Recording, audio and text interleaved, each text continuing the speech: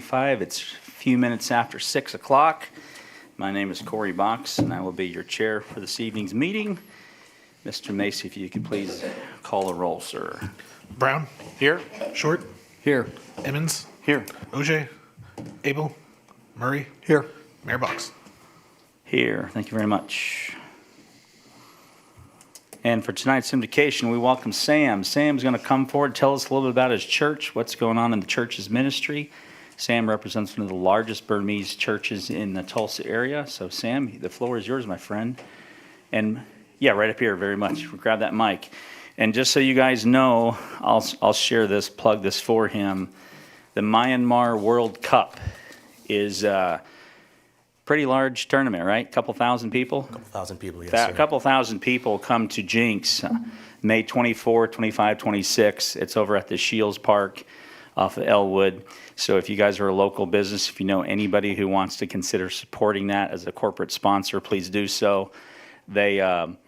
My picture is on here. I'm not playing. I can't.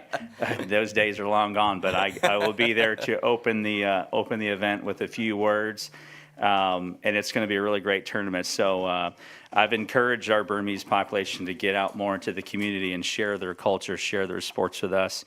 And so it's good to actually see them coming in from their churches as well and letting us know what's going on in their community. All right, Sam. So tell us about your church, what's going on, and the floor is yours, my friend. Yes, sir. First of all, I just want to thank you, Mayor Corey, for giving me the opportunity and chance to talk about my church and just being able to be here and pray. Yeah, our church has been here in Tulsa since 1997, and we are continually growing. And our church is located on 21st East 69th Street, just same street as ORU and Victory Church. And so we have on a daily, regular basis, about 200, 300 people attending on a weekend basis. I currently serve as the youth pastor and leader at our department and church. And yeah, we have a growing population, a growing community, and we have, and the Burmese population in Jenks is continuing to grow as well. Mm-hmm. And so we have just been blessed to serve the community for our Burmese people and the community here at Jenks as well. I grew up going to Jenks High School. Going to Jenks, and I graduated from ORU. And I just graduated with my master's in professional counseling and pursuing licensure. So appreciate it. And so, yeah, we have, just as Mayor Corey mentioned, we have a soccer tournament coming up on Memorial Weekend. We are expecting around 1,000 people to be there. And so we are grateful for the support from the community as well. And we look forward to working with you all and receiving support from you guys as well. So we appreciate it very much. So before when I talked to your dad a week ago, did he tell you that he's thinking we think maybe you should just go get your doctorate and be done?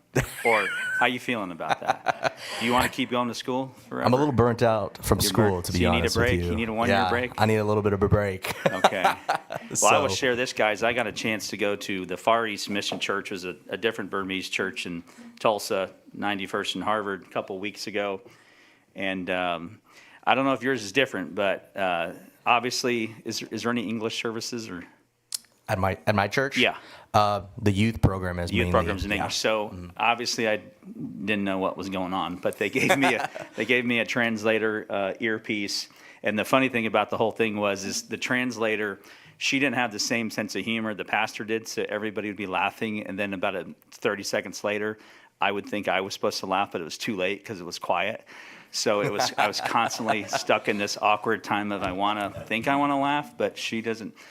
The timing is a little bit off. So if you ever get a chance to, if you want to experience something completely different, how people worship differently, people who value freedom like we have no idea how they value freedom, I would encourage you to get a chance to go and worship with the Burmese church. Some of these folks I've talked to flee the country to the persecution of Christianity, and the moment they're gone, their houses and villages are burned down, and they will never return. So when they get here and they say, what do you mean I can go vote and I can go pick my city council, they can't believe it. They just have no idea how they get a part in picking their leaders, and they get a say in the community, and they're absolutely shocked. So it's a different kind of freedom experience for these folks. So if you see them in the community, please get to know them and be good ambassadors for the city of Jenks. And that being said, sir, if you could lead us to the Lord in prayer, I'd appreciate it. Will do. Thank you. Let's bow our heads together. Heavenly Father, we thank you for the gift of this evening and the opportunity to gather as a community.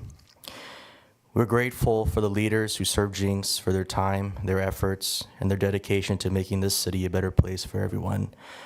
Lord, your word in Proverbs chapter 3, verse 5 to 6 reminds us, trust in the Lord with all your heart and lean not on your own understanding, and in all your ways submit to him, and he will make your path straight. So tonight, Lord, we ask for your wisdom, your guidance as decisions are made, and help each council member lead with courage, kindness, and clarity. We pray for our neighbors across Jenks, for peace in their homes, for opportunities to grow, and for a spirit of unity in our city.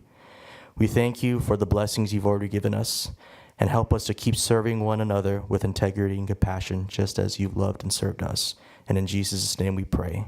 Amen. Amen. Thank you, Sam. Thank you. Stay there for a moment. We'll do the Pledge of Allegiance, so you can be on your way.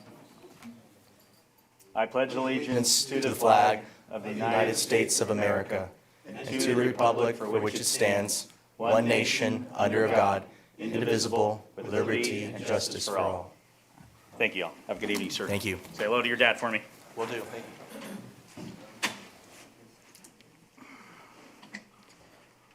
All right, animal welfare spotlight. We have animal control in the house, and we've got a dog. So I'm thinking we're going to have something, right, Chief? Yep. All right. Mayor, Puppy? that's not my part. Oh, okay. All right. If you can just hold your horses for a second. Okay. No pun intended. Chief and I are getting really comfortable. He's telling me to hold my horse. Mayor, members of council, I would like to introduce you to our other new animal control officer. He was in the academy last time we had a council meeting, and so I was not able to introduce him, but this is Morgan McDaniel, and he has brought a guest and would like to introduce this very well behaved pup. All right. Thank you, Chief. This is Morgan. Morty? Morgan. Morgan. Okay. Yeah, that's right. Please don't call me that. That was Jerry Seinfeld's dad's You can call name me in Mo. Seinfeld. Yeah, you can Morty call me Mo. Seinfeld, the only Morty I ever knew. How you doing, Morgan? I'm doing well, sir. How Good, are you sir. tonight? Good. Well, I got here. This is Alta. She's about a 4 or 6 month old pit puppy. We think she might be mixed with a little bit of terrier. And if you guys have been paying attention, she has just been the most relaxed dog probably in the history of time. Even Chief was making a comment earlier. She just kind of lays down and likes to chill out. She can be hyper whenever she needs to be, but overall, you want to say hi? You want to say hi too? You guys may recognize her from our Facebook post a couple weeks ago. She decided she wanted to get on my microphone and tell dispatch that, hey, I'm up for adoption. We've got currently about 5 dogs right now. Toby, big pit mix, her brother, Gray, who's another pit mix, and then Chloe, she's a pit, and then, what is Orion? He's a blue heeler. All of our dogs are about 1.5 years or younger. As you guys know, Jenks Animal Welfare does not have any adoption fees, so if you guys know anybody, or if you're looking for a new furry friend, let us know, and we'll get you guys hooked up. Great. Thank you, Morgan. Appreciate you. Welcome. Oh, is it Alta or Ulta? Alta, A-L-T-A. Oh, okay. Yep. Thank you, sir.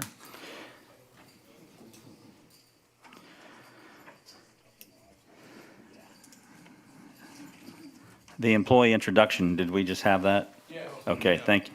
No, we have another one. All right, Mr. Carr. Good evening, sir. I say 2 employee introductions in one night. It's fastest growing city staff in all of Oklahoma. Kidding. After a 9-month search, I finally convinced a Jenks resident to become the city engineer. And I want to introduce him to you, and he'll be coming up now. Anthony Wilkins is his name. Anthony, tell him about yourself a little bit. Hello, everybody. Good evening. Oh, you don't want them to know that you live here. Oh, well, it's too late now. You're gonna be in the backyard before too long. Well, actually, I don't come out with any badges on. I stop and check before I walk into Reese's or Walmart, anything like that. But hey, I'm Anthony Wilkins. I came here in 2001 to raise my children.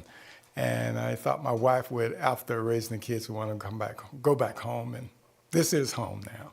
I'm from Boynton, Oklahoma. I'm that way, about 45 miles, Haskell. But we came here and actually we love it. I think she's gonna stay here forever.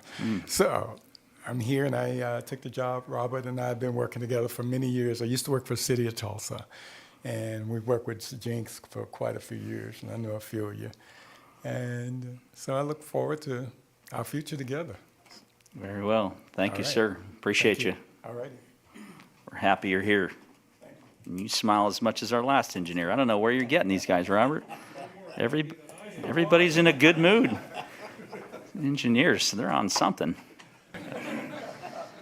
All right, that's our last employee introduction. We're going to move on to citizen or public comments. For those of you that don't know, this is an opportunity for you to address this council. We're going to limit you to about 3 minutes, and your items of discussion, what you can talk about is anything that is not on tonight's agenda. So it'd be helpful if you make statements to us, and please understand that because this is not on tonight's agenda, we will not engage in a back and forth discussion with you unless it's completely necessary. So the floor is open to public or citizens' comments.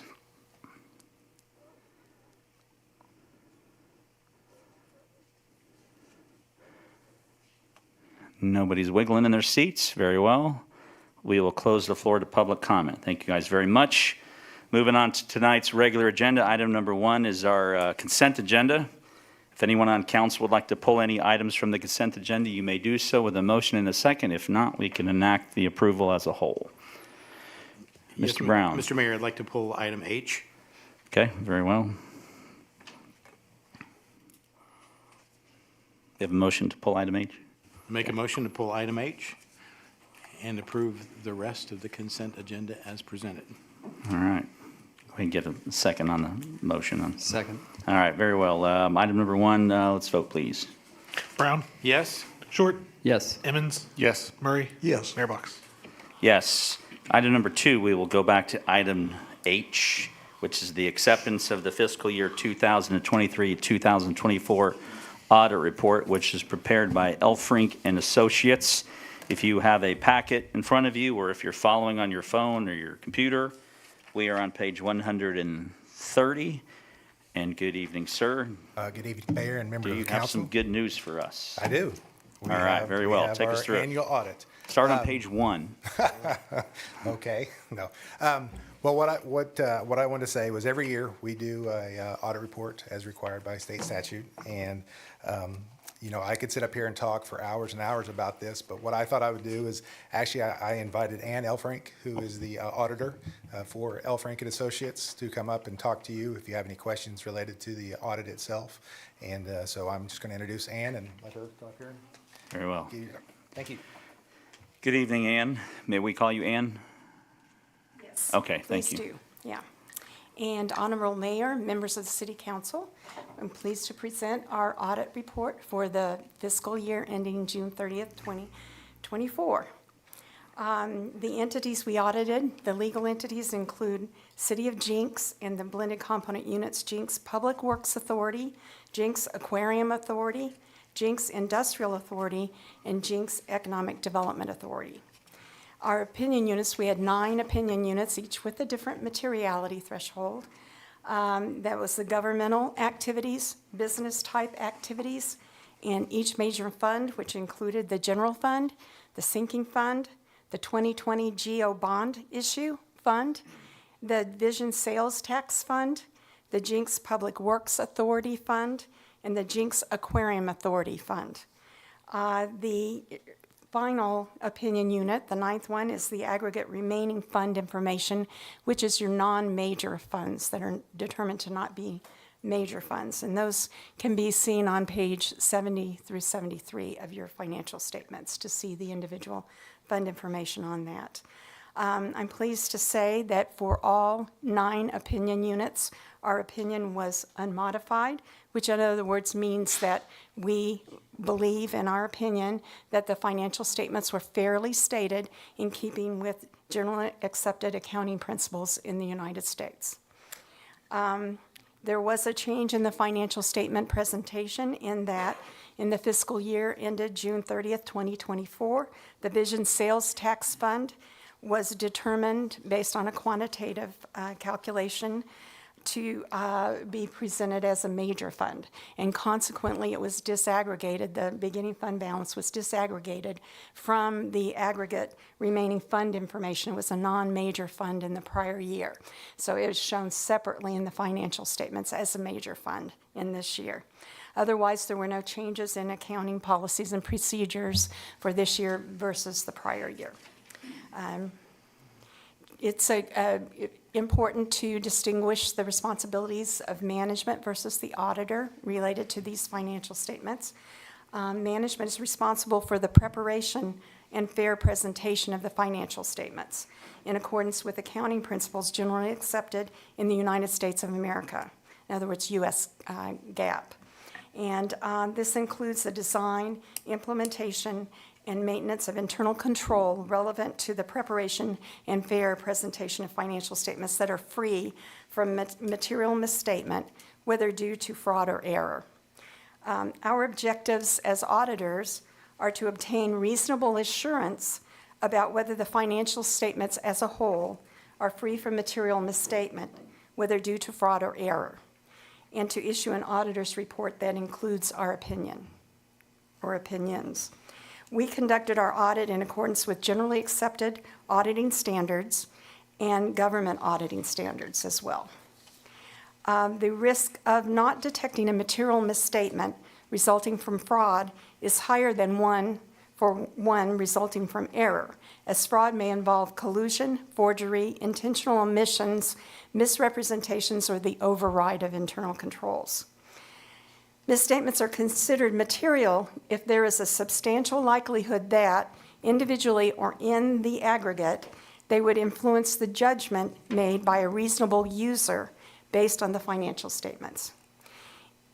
In performing an audit in accordance with generally accepted auditing standards, we as auditors exercise professional judgment and maintain professional skepticism throughout the audit.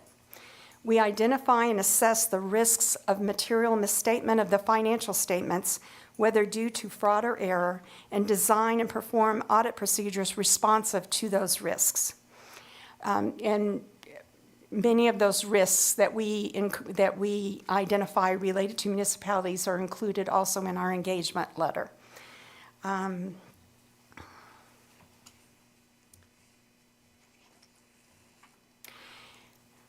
Such procedures include examining on a test basis evidence regarding the amounts and disclosures in the financial statements. And we also obtain an understanding of internal control relevant to the audit in order to design audit procedures that are appropriate in the circumstances, but not for the purpose of expressing an opinion on the effectiveness of the city's internal control. And accordingly, no such opinion is expressed. We also evaluate the appropriateness of accounting policies used and the reasonableness of significant accounting estimates made by management, as well as evaluate the overall presentation of the financial statements. We are required to communicate with those charged with governance, which would be yourselves, regarding, among other matters, the plan, scope, and timing of the audit, which we did in our engagement letter.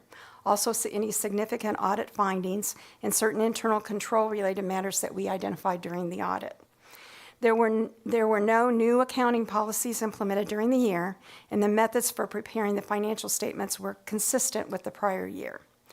There were significant estimates in the financial statements. Some examples of those include management's estimate of the useful life of capital assets, which is based on historical experience as well as practice in place by similar entities. We evaluated the key factors and assumptions used to develop the useful life of capital assets in determining that it is reasonable in relationship to the financial statements taken as a whole. Another significant estimate or set of estimates involves the pension, net pension liability. The valuation of the net pension liability and other post-employment benefits, or OPEB, and related deferrals involve significant estimates and assumptions, including the valuation of future benefit obligations as well as investment results. We have reviewed the key factors and assumptions used to develop these estimates and assumptions in determining that the estimates are reasonable in relation to the financial statements taken as a whole. The financial statement disclosures are neutral, consistent, and clear. We issued a second report in accordance with government auditing standards.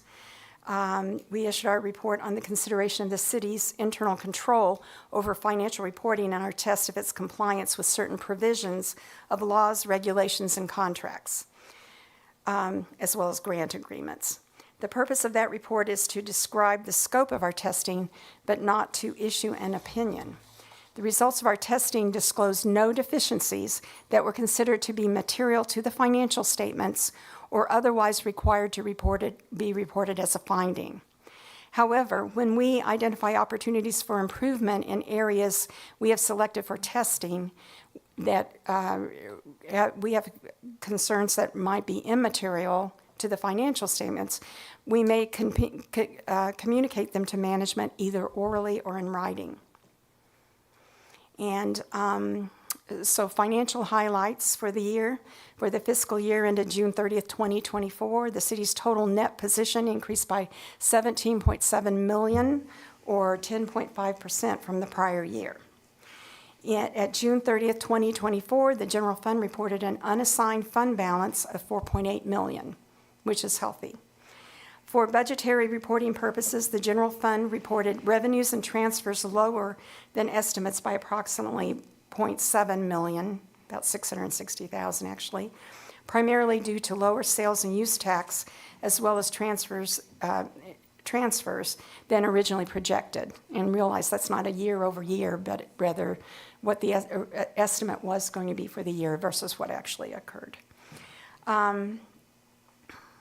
Expenditures and transfers were also lower than final appropriations by approximately $1.5 million. A majority of the functional areas showed expenditures less than their final appropriations, indicating good budgetary control. Capital asset additions, I always like to look at that versus the depreciation to see if you're building a hole or, expanding capital assets that are available for the public use or for public services. And capital asset additions exceeded depreciation by approximately $13.2 million. The major categories were the aquarium parking lot as well as the Fraser Meadows Phase 1 infrastructure additions. The debt issued in the current year, the city issued debt for deposits on the construction of 2 fire trucks, as well as notes for the purchase of some police and other vehicles. The total debt overall, however, was $1.8 million compared to the prior year, which in other words, you paid down more than what you issued. The pension plans, the measurement date on the pension plans was June 30th, 2023, because that's a look back to the prior year on the pensions.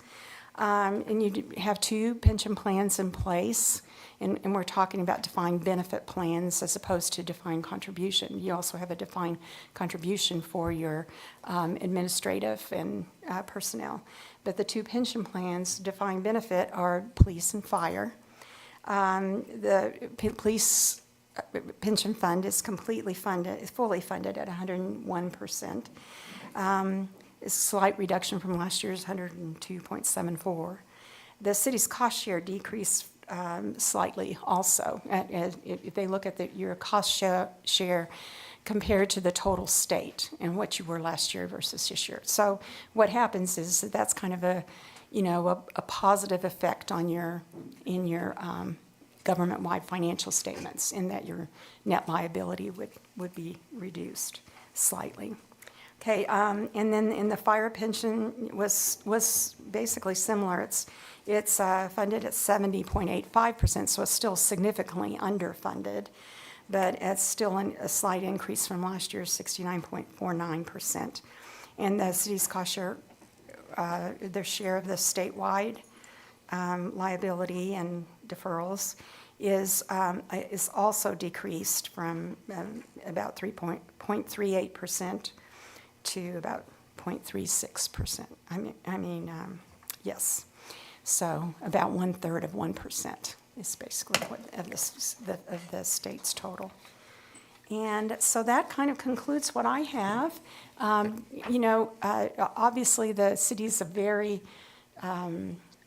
progressive, the state has a lot of pride, I think, in what the city does, the excellent school district, et cetera. And you're very fortunate to have a strong financial manager and the city manager as well. So it's very much a pleasure to talk to people and what have you. And I'm a certified internal auditor, so I actually have a lot of fun talking to the auditors. Yeah, we do. We all talked to him this last time, and Claire and Joe that do a lot of the transaction testing. It was a pleasure for them to get to meet and hear Mr. Shroud as well. So, because it is fun. Auditors like to talk to each other. I guess we speak our own language, so to speak. So. And I appreciate the detailed summary, and I would say, as from management's perspective, we always looked and we hope to see an unmodified opinion, and then I always go and look at our change in net position, and I think it's pretty remarkable. Going back to 2014, our net position was about 58.5 million. Then in 2020, it was 127 million, and then this year, or for 2024, it was 186 million. And so I think that shows that both this council and prior councils and management have taken our fiscal responsibility seriously, and have tried to put the various organizations in a strong financial position. So. Thank you, Mr. Shrout. If you mind hanging out, any questions for Ann from council, am I right? Comments, Mr. Brown? Yeah, just a few comments. Thank you for your presentation and for the audit report, very thorough. A couple of questions. Are you auditing, has your firm audited other municipalities? Oh, yes, yeah, our firm is strictly, and I need to couch that a little bit because we basically wound down our firm and closed it as of last month.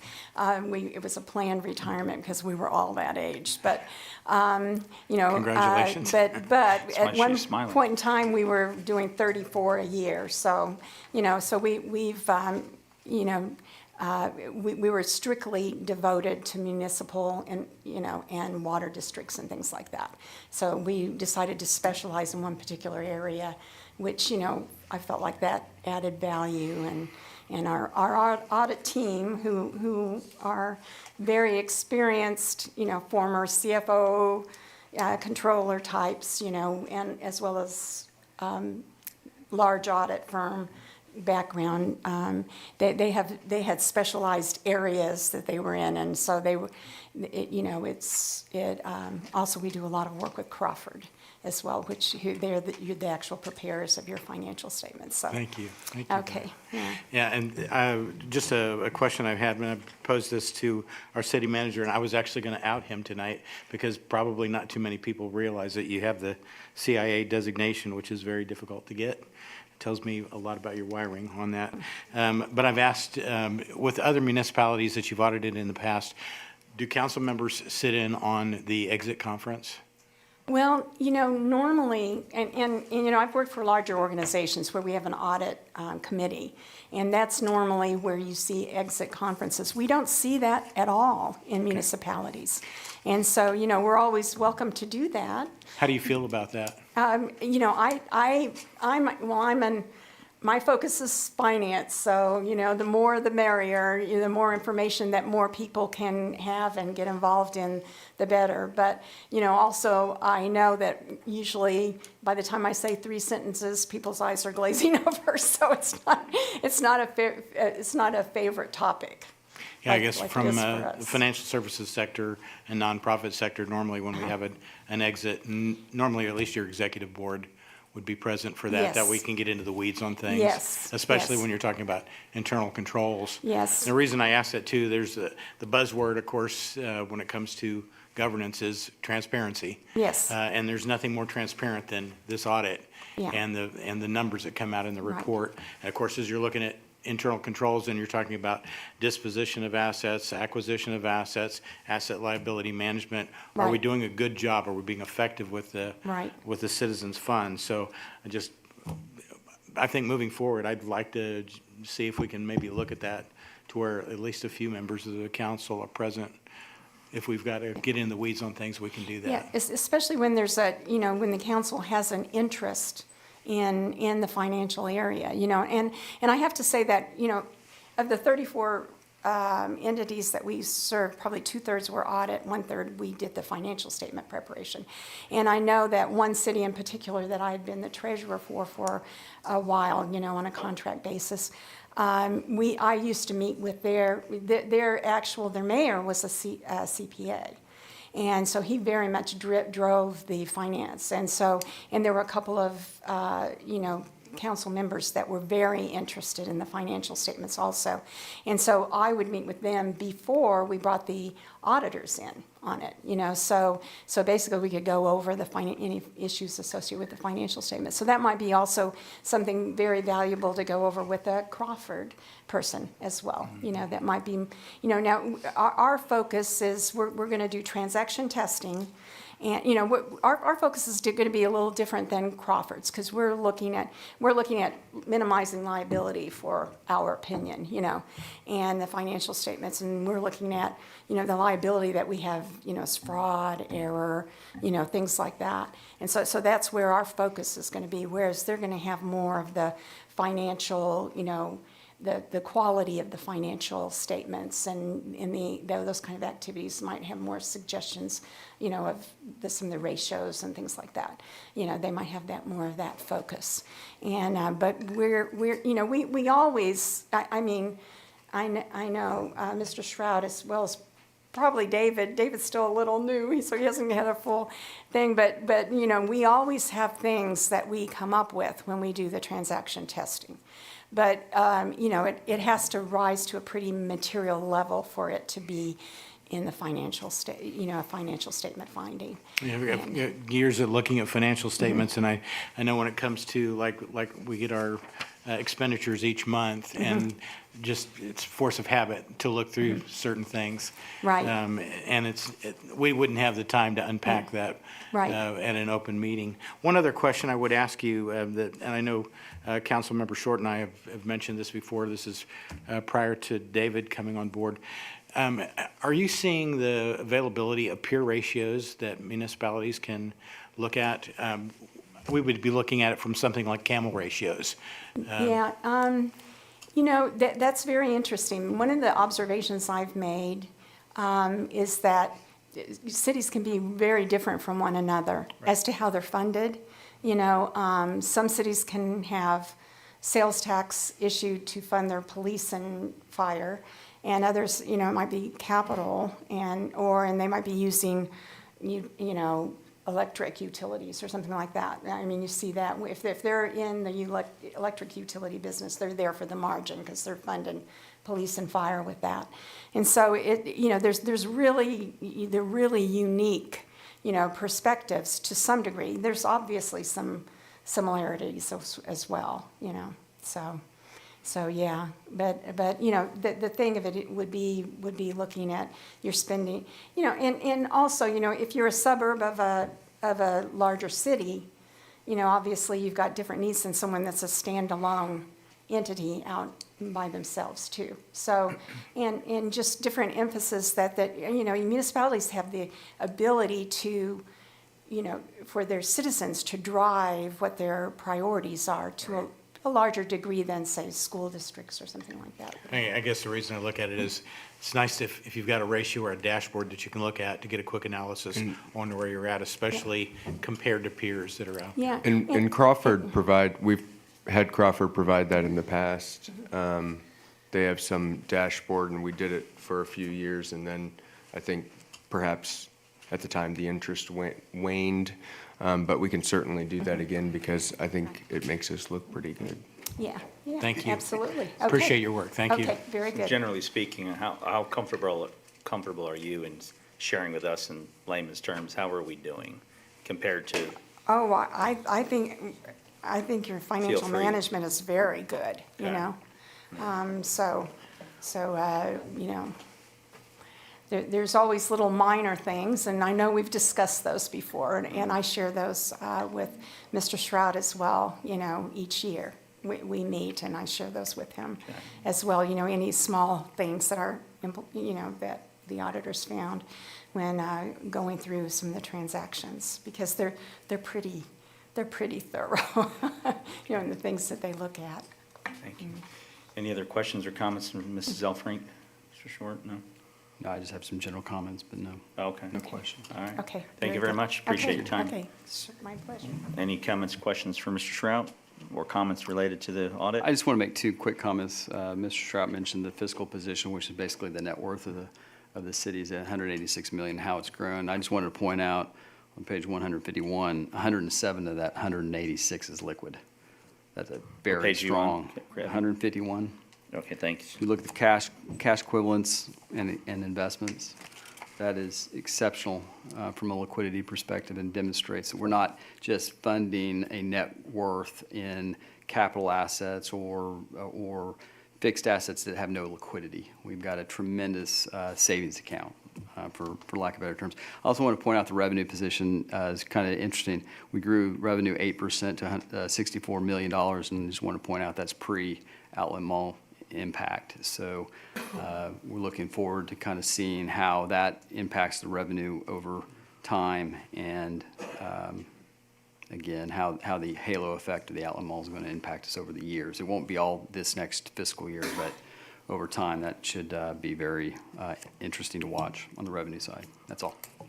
Thank you, Mr. Short. Mr. Shrout, if you could make sure Counselor Brown gets an invite to next year's audit exit interview. Are you the only one who wants to go, Kevin? Invite Kevin, Corey, and John. Oh. I'll see if I can make it that day. How many hours was it an all-day thing? No, but I can certainly make it an all-day thing. That's on the payroll. If I have to listen to you two talk to each other for 4 hours, I think I'm going to need some artificial help to make that work. But thank you, appreciate it. Great job to staff for keeping us in great shape. So we just went through item H, which was pulled from the consent agenda. Do we have a motion and a second to accept the audit report as presented? Motion to accept the audit report as presented. Second? Thank you very much. Let's vote, please. Brown, Yes? Short, Yes. Emmons, Yes. Murray, Yes. Mayor Box. Yes, moving on to item number 3 is the term sheet between the City of Jenks and Oak Properties LLC for implementation of Project Oak. Looks like Mrs. Nolan is going to sit this one out for a moment. How you doing tonight, sir? We are on page 219, if you're following along, and if you could, just focus on what the term sheet is and what it is not, so our audience has a good idea of what we're looking at tonight. Thank you very much. Very good. Nate Ellis, Public Finance Law Group. This term sheet contemplates the implementation of what we call TIF Area C as part of the Jenks River Entertainment District project plan that was approved a couple of years ago. And so this is the area that's along Elm, just south of Polecat Creek. The property owner, Oak Properties LLC, proposes to do a master development of the area that would include retail, athletics, entertainment, dining, and residential units. And the purpose of this term sheet is to outline the basic understanding of the parameters of the project and what would ultimately come to fruition as a TIF incentive in connection with the development. So the term sheet, effectively, it's not a binding obligation at this point of the city, but what it basically does is direct us to all move forward with putting together the more formal development agreement that will have all of the specific language relating to the project. They contemplate an investment that's on the order of about... And just to Yeah, go ahead. kind of point out, so when you say this is the non-binding, this is basically guidance for staff and consulting attorneys to put together an economic development agreement that would still come back before this council. Correct. Yes. So they contemplate on the order of about a $250 million investment in the total project. They anticipate various public infrastructure that were part of the authorized project costs under the project plan of up to $55 million that would be potentially reimbursed. So they would incur those costs. They would open facilities, they would generate TIF revenues, and then those TIF revenues in the future would be used to reimburse those project costs with an interest component over the life of the project or over the life of the TIF district. So again, this is, it doesn't create any binding obligation on the city at this point, other than this is kind of we're at the stage where it's time to commit to a lot of work on all the different parties. And so the Council's already approved the use of this land in the form of PUD and land use amendments and the project plan. So this is just really kind of an execution step to say, yeah, go forward and let's put this together. All of those reimbursements ultimately will be subject to review by the city, so they will have to actually incur costs and validate that they incurred appropriate costs before they're eligible to actually be reimbursed, and all of that will be spelled out in the economic development agreement. And I think that, at least for me in my time here, we've TIFs, frankly, structuring them different ways. The first 4 before I arrived in January of 2015, and then I think we learned from that and structured the new TIF areas differently. And so there weren't term sheets necessarily on previous TIFs, and it was essentially, once the TIF was approved, there were reimbursable costs in the TIF, and those would be submitted to staff, and the engineering department would review those and approve the reimbursement. Like, yes, this public infrastructure was actually put in, like it said it was put in, and the receipts and everything. And this is even a more transparent process where we're starting from the very beginning, saying this is what a developer expects to invest in the project. This is what they think the TIF reimbursable expenses are. And so I think that we're getting even more transparent with how the TIF process is working and going this route. And so it is a little different for me having the term sheet starting out this way, but I think that it's best for all parties so that we're all on the same page moving forward. I agree. Thank you, Mr. Stroud. And yeah, when I see this, this is the first time we've seen a term sheet. How normal is it that municipalities in our situation would see a term sheet prior to? And I guess what I'm saying is this is not terms and conditions. So for the public that's asking, this is not a contract. And I'm not going to open this up to discussion for public comment, but obviously we will when the economic development agreement comes back. We will. Yeah, these are the basic tenets of what both sides anticipate the deal will look like. There will obviously be negotiation of specific points and procedures and how it all works. But again, as Mr. Stroud said, this kind of makes sure we're all on the same page, that, what we're negotiating on behalf of the city with the developer, on both sides represents what both sides are looking to try and get to as an end product. Okay. Any questions for Mr. Ellis on my left?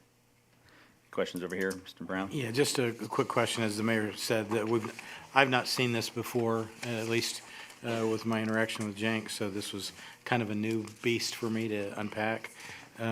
So it's non-binding. So if there's elements in here that when we come to a formal plan that would be binding, if there's things that have been missed, it would be time that we could bring those in. Yeah, I mean, again, I think there are details that are not represented. I mean, the term sheet's not trying to get into the weeds of exactly the mechanics of how everything will work, but it's the general understanding that they're going to build this project and there's going to be about $55 million in potential reimbursable costs. Now, That's a project estimate right now. That's not a cost that they've gone out and refined with contractors as to what it would actually be. So if ultimately it costs them $52 million, they'd only be able to reimburse up to $52 million. So I would anticipate that we'll have a threshold in the agreement that might be a not to exceed 55 million. So you can go up this far, but they will have to validate what those costs are up to that point. And again, so that'll be part of the procedure that staff will undergo even after the development agreement is put together, because I don't necessarily anticipate that we will have firm costs of all of these at the time that we'll bring back an economic development agreement much more in advance before they have firm final costs and layouts and everything. And I think two things that stand out, and we really don't have to get in the weeds on it, but the primary development in this area is north of 106th Street. Correct. And in my perspective, as we've looked at this entire project, this entire area, it's all tied into what's north of 106 and south of 106. I recognize that from an economic standpoint, the developer is in a position where they can make it work if it were 106 alone, but from my standpoint, and I'm just speaking myself, not for the rest of the council, but I look at the entire development of what's been proposed in the past as being contiguous. It's all relevant, and I know that we're not really addressing anything south of 106. The other thing that I just would want to throw out as an observation to the rest of the council, the illustration, depiction of the property, TIF C originally included what's classified as a ranch. And I think at some point we need to look at maybe excluding that out of TIF C if we can do that, because I don't think any of us here, at least again, speaking for myself, that we would not want to see any TIF activities on what we received ARPA funds for community use. Well, I think the whole, part of the purpose of TIFs from the municipal perspective isn't to simply incentivize or reimburse developers for public infrastructure or public use. The idea is that TIFs spur development to the extent that there's far and away, in some instances, far and above TIF revenue that does not just go to the developer, but goes to the citizens for municipal projects that would include projects that could be on the ranch property. And that's, I think we're getting into a little bit different conversation, because what that map shows is the actual TIF area where the increment is going to come from. The meaning if all that land is valued at $1 and improvements are made and now it's valued at $10, the increment is $9. But the project area for all three of these TIF areas, TIF A, B, and C, is quite large, and we made it quite large so that the excess TIF revenue can be used on public projects such as lift stations, roads, riverbank stabilization, potential cost overruns with the low water dam, improvements to the pedestrian bridge, phase 2 of the fire station. There's all sorts of public projects that are contemplated within the TIF. And I think that the illustration in your packet is just the increment area for TIF C, and maybe it would be in our best interest to remove the ranch property, as now that is not a property tax producing property tax.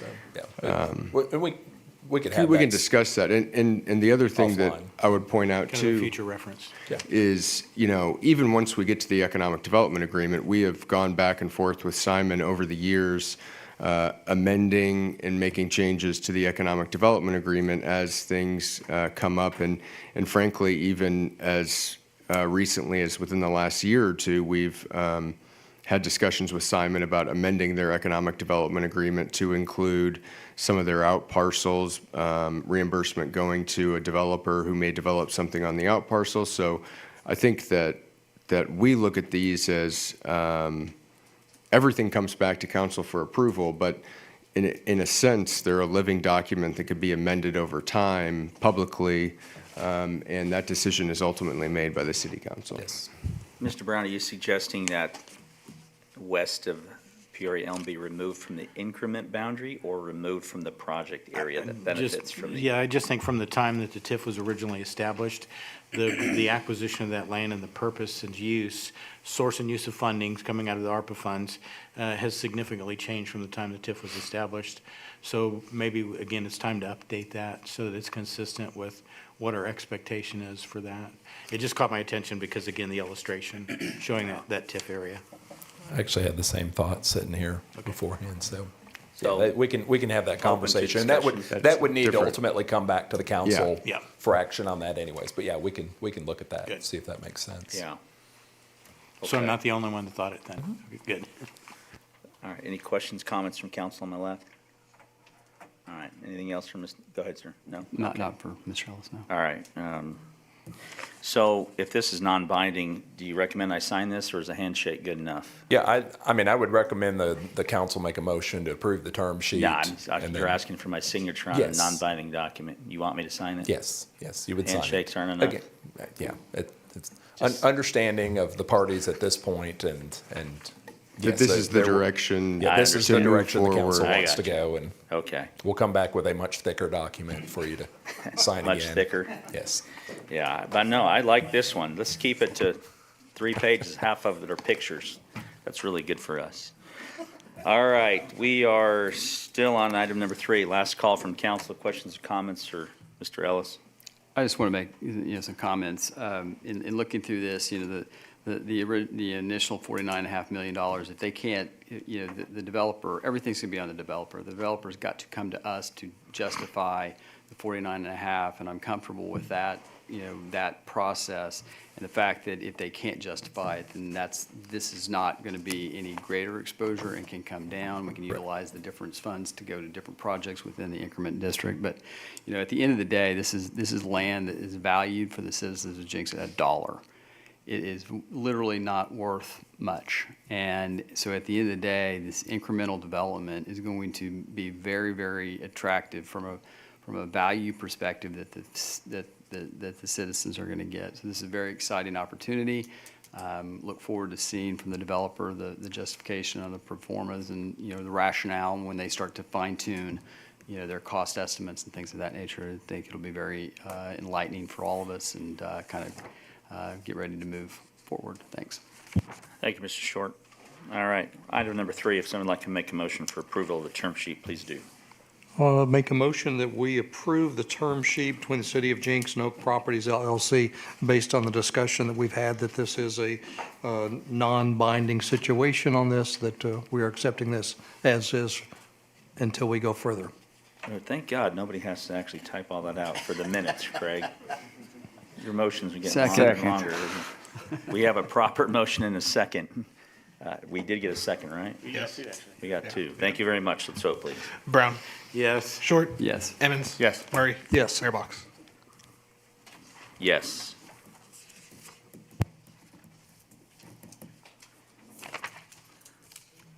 Item number 4 is the appointment of 2 new members to the General Obligation Bond Oversight Committee. Mr. Carr, welcome back, sir.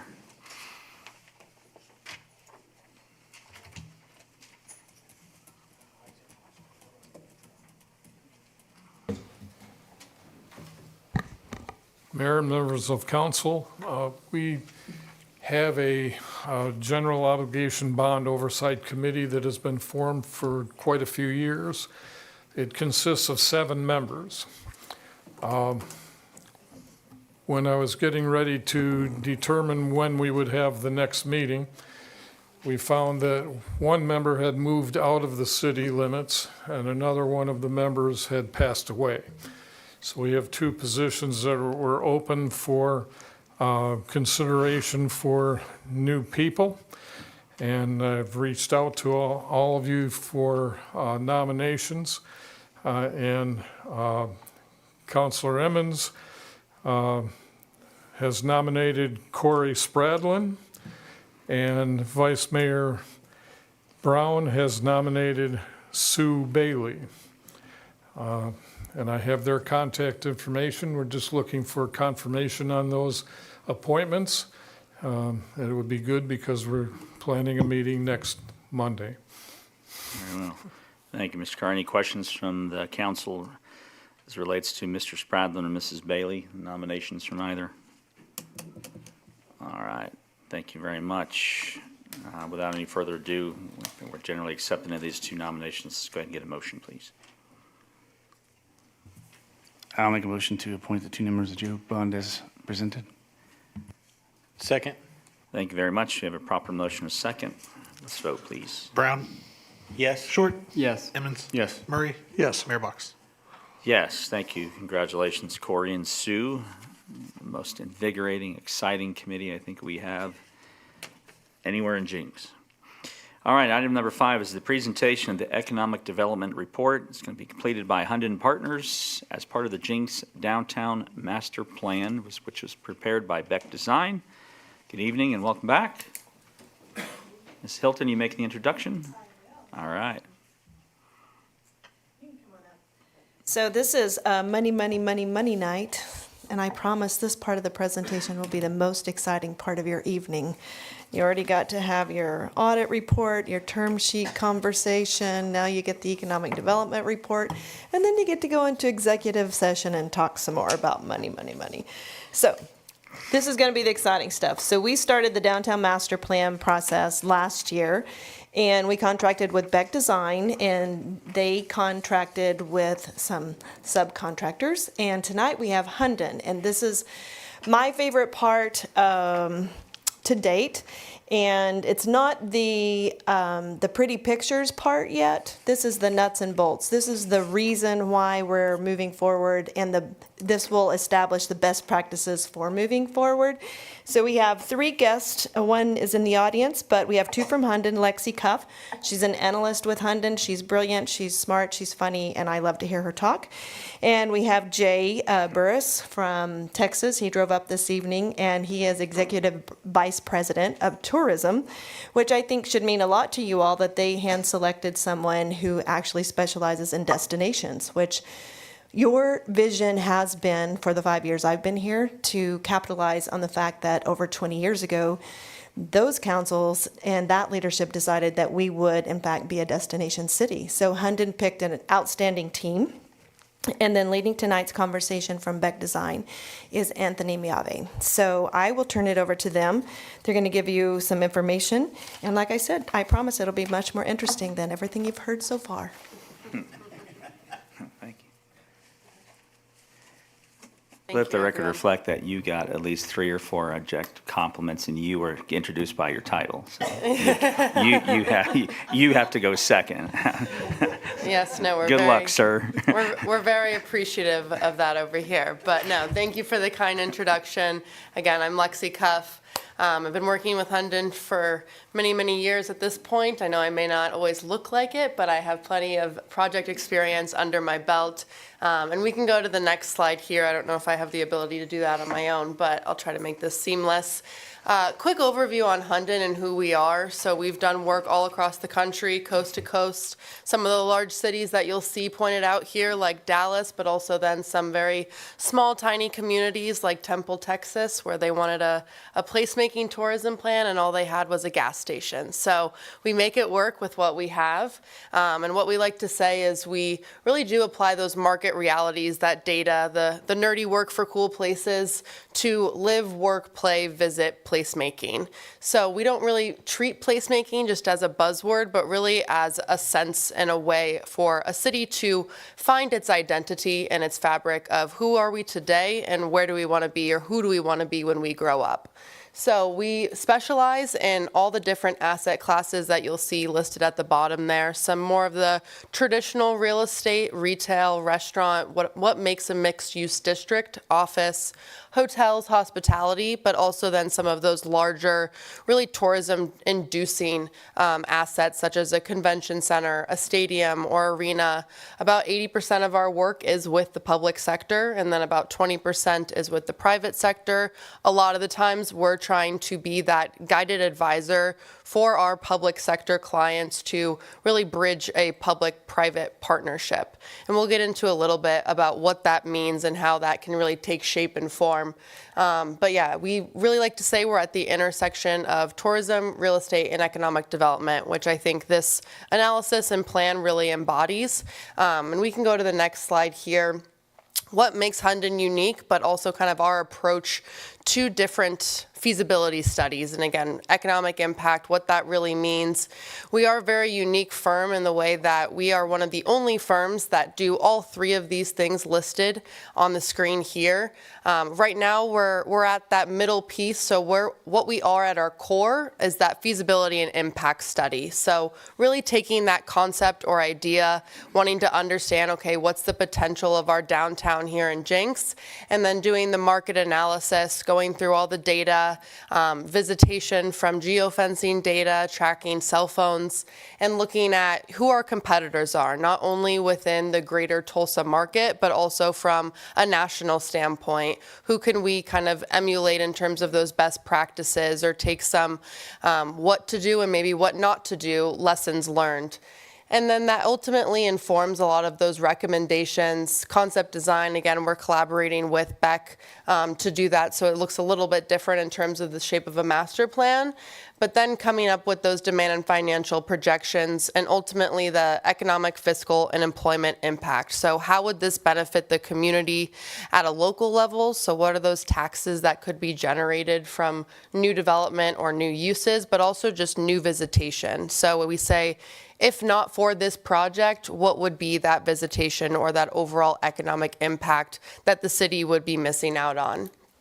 And then finally, that project advisory and execution. So that's that stage where we're not there quite yet, but we do have an advisory practice within our firm that's very comfortable and familiar, guiding different cities, municipalities through the process of finding developers, soliciting developers, and ultimately getting that shovel in the ground. So just a quick overview kind of where we are and what we could be. So we're in that really middle sweet spot there now, but I'll get into kind of the details of our analysis here. So looking at the next slide of the why we're here. So I want to take these bullets as, how can we go from good to great, or how can we make Jenks that much better? Because as you guys are well aware, you are a well-positioned community with very affluent members and a growing metropolitan, and people really seek out this city for the school system, the safety, the overall quality of life. We've heard this through our stakeholder interviews, talking with different people in the community, but also talking to some of your counterparts in the greater Tulsa metro. So what are those kind of challenges that we're seeing of what led us here, or why is the impetus of this study happening right now? So that's what we wanted to identify. So looking at those current commercial offerings, you guys have obviously experienced a ton of population growth. It's not set to slow down anytime soon. So when we look at what's keeping pace with the population growth, there is somewhat of a limitation on that current economic opportunity that ultimately reduces that vibrancy of the downtown area. And again, looking at weekends and we see those peaks in visitation, what's really bringing people to the downtown now is something that we want to capitalize on, but also leverage. And how can we get people here at different points of the day? We want our Tuesdays at noon just to be as busy as our Saturdays at 6 p.m. So that was one of those key areas of focus that we were looking at. Second, we have that lack of walkable infrastructure and poor connectivity. And I know those words sound a little negative, but what that really means is you guys have two great assets that just aren't necessarily connected from a visitor experience. You have your riverfront and you have your downtown. And right now, and a third being the outlet mall now, but right now, those two aren't really connected. They're more of kind of, you do your thing, we do our thing, where in a perfect scenario, you have that kind of guided visitor experience where it feels like there is that sense of place. I want to go to the aquarium, and now I want to go to lunch downtown, and it feels like a seamless experience. And then finally, looking at those shortage of family-friendly amenities, leaving unmet needs, not only for residents, but also, again, those missed opportunities to really attract and retain those visitors. When we look at the visitation data from Riverwalk, the aquarium, over 300,000 visitors last year to the Oklahoma Aquarium. The goal is how can we just get a portion of those, maybe not all of them, to stay a little bit longer and spend more money and time within our community. And ultimately, really wanting that to blend, or what we say, marry the vision of what residents want to enhance that overall quality of life and what visitors seek out. Kind of finding the balance between the two, or where they overlap, is really that sweet spot here. So that's our goal, the potential opportunity to transform the Jenks downtown area into that vibrant mixed-use destination that ultimately drives that economic growth and reflecting those needs of a growing community. Next slide here looks at our overall study methodology and project overview. So I'm going to take you through our recommendations here soon, but if you ask how did we get there, so what we did is look at where you are now. So again, understanding what that physical makeup is, from population to demographics, who makes up the city of Jenks. We also engaged different stakeholder meetings and focus groups, really posing that question to your community of, when you hear the word Jenks, what do you think of? Wanting to understand kind of that identity from the local perspective, and then how you stack up. Again, not only looking at different communities within the Tulsa suburban area or overall metropolitan, but also looking at different regional markets. There's a huge drive time population within about 3 hours where a lot of your visitors are coming from. So we took a look at Bentonville, we took a look at Texas. What are those communities doing to really attract, again, not only those visitors, but also residents to the community?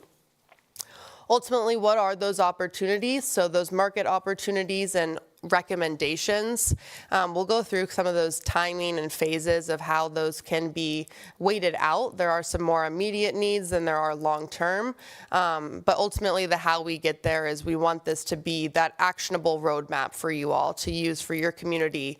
If developers have these interests to want to continue to build within Jenks, how can we make these informed decisions so that they're sustainable for years to come?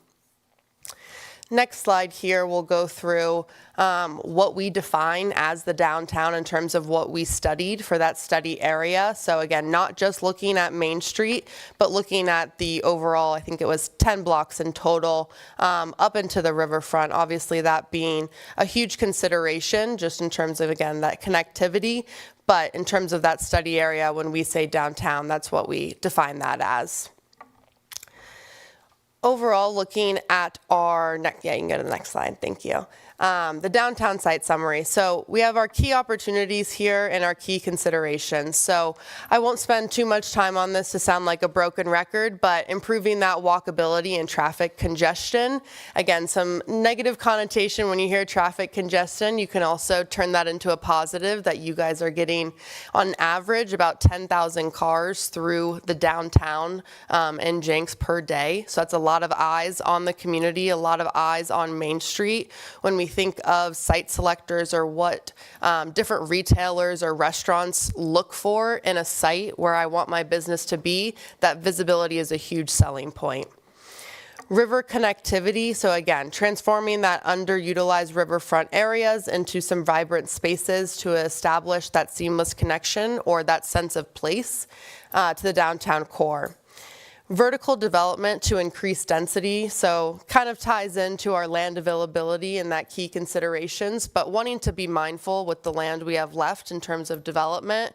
And in order to do so, vertical development to increase that density is a good way to achieve that. So looking at those mixed-use buildings that can create that denser, more vibrant downtown core when we think of that 18-hour day where we want people to not only work here, but live here, eat here, play here. That's really how we achieve that.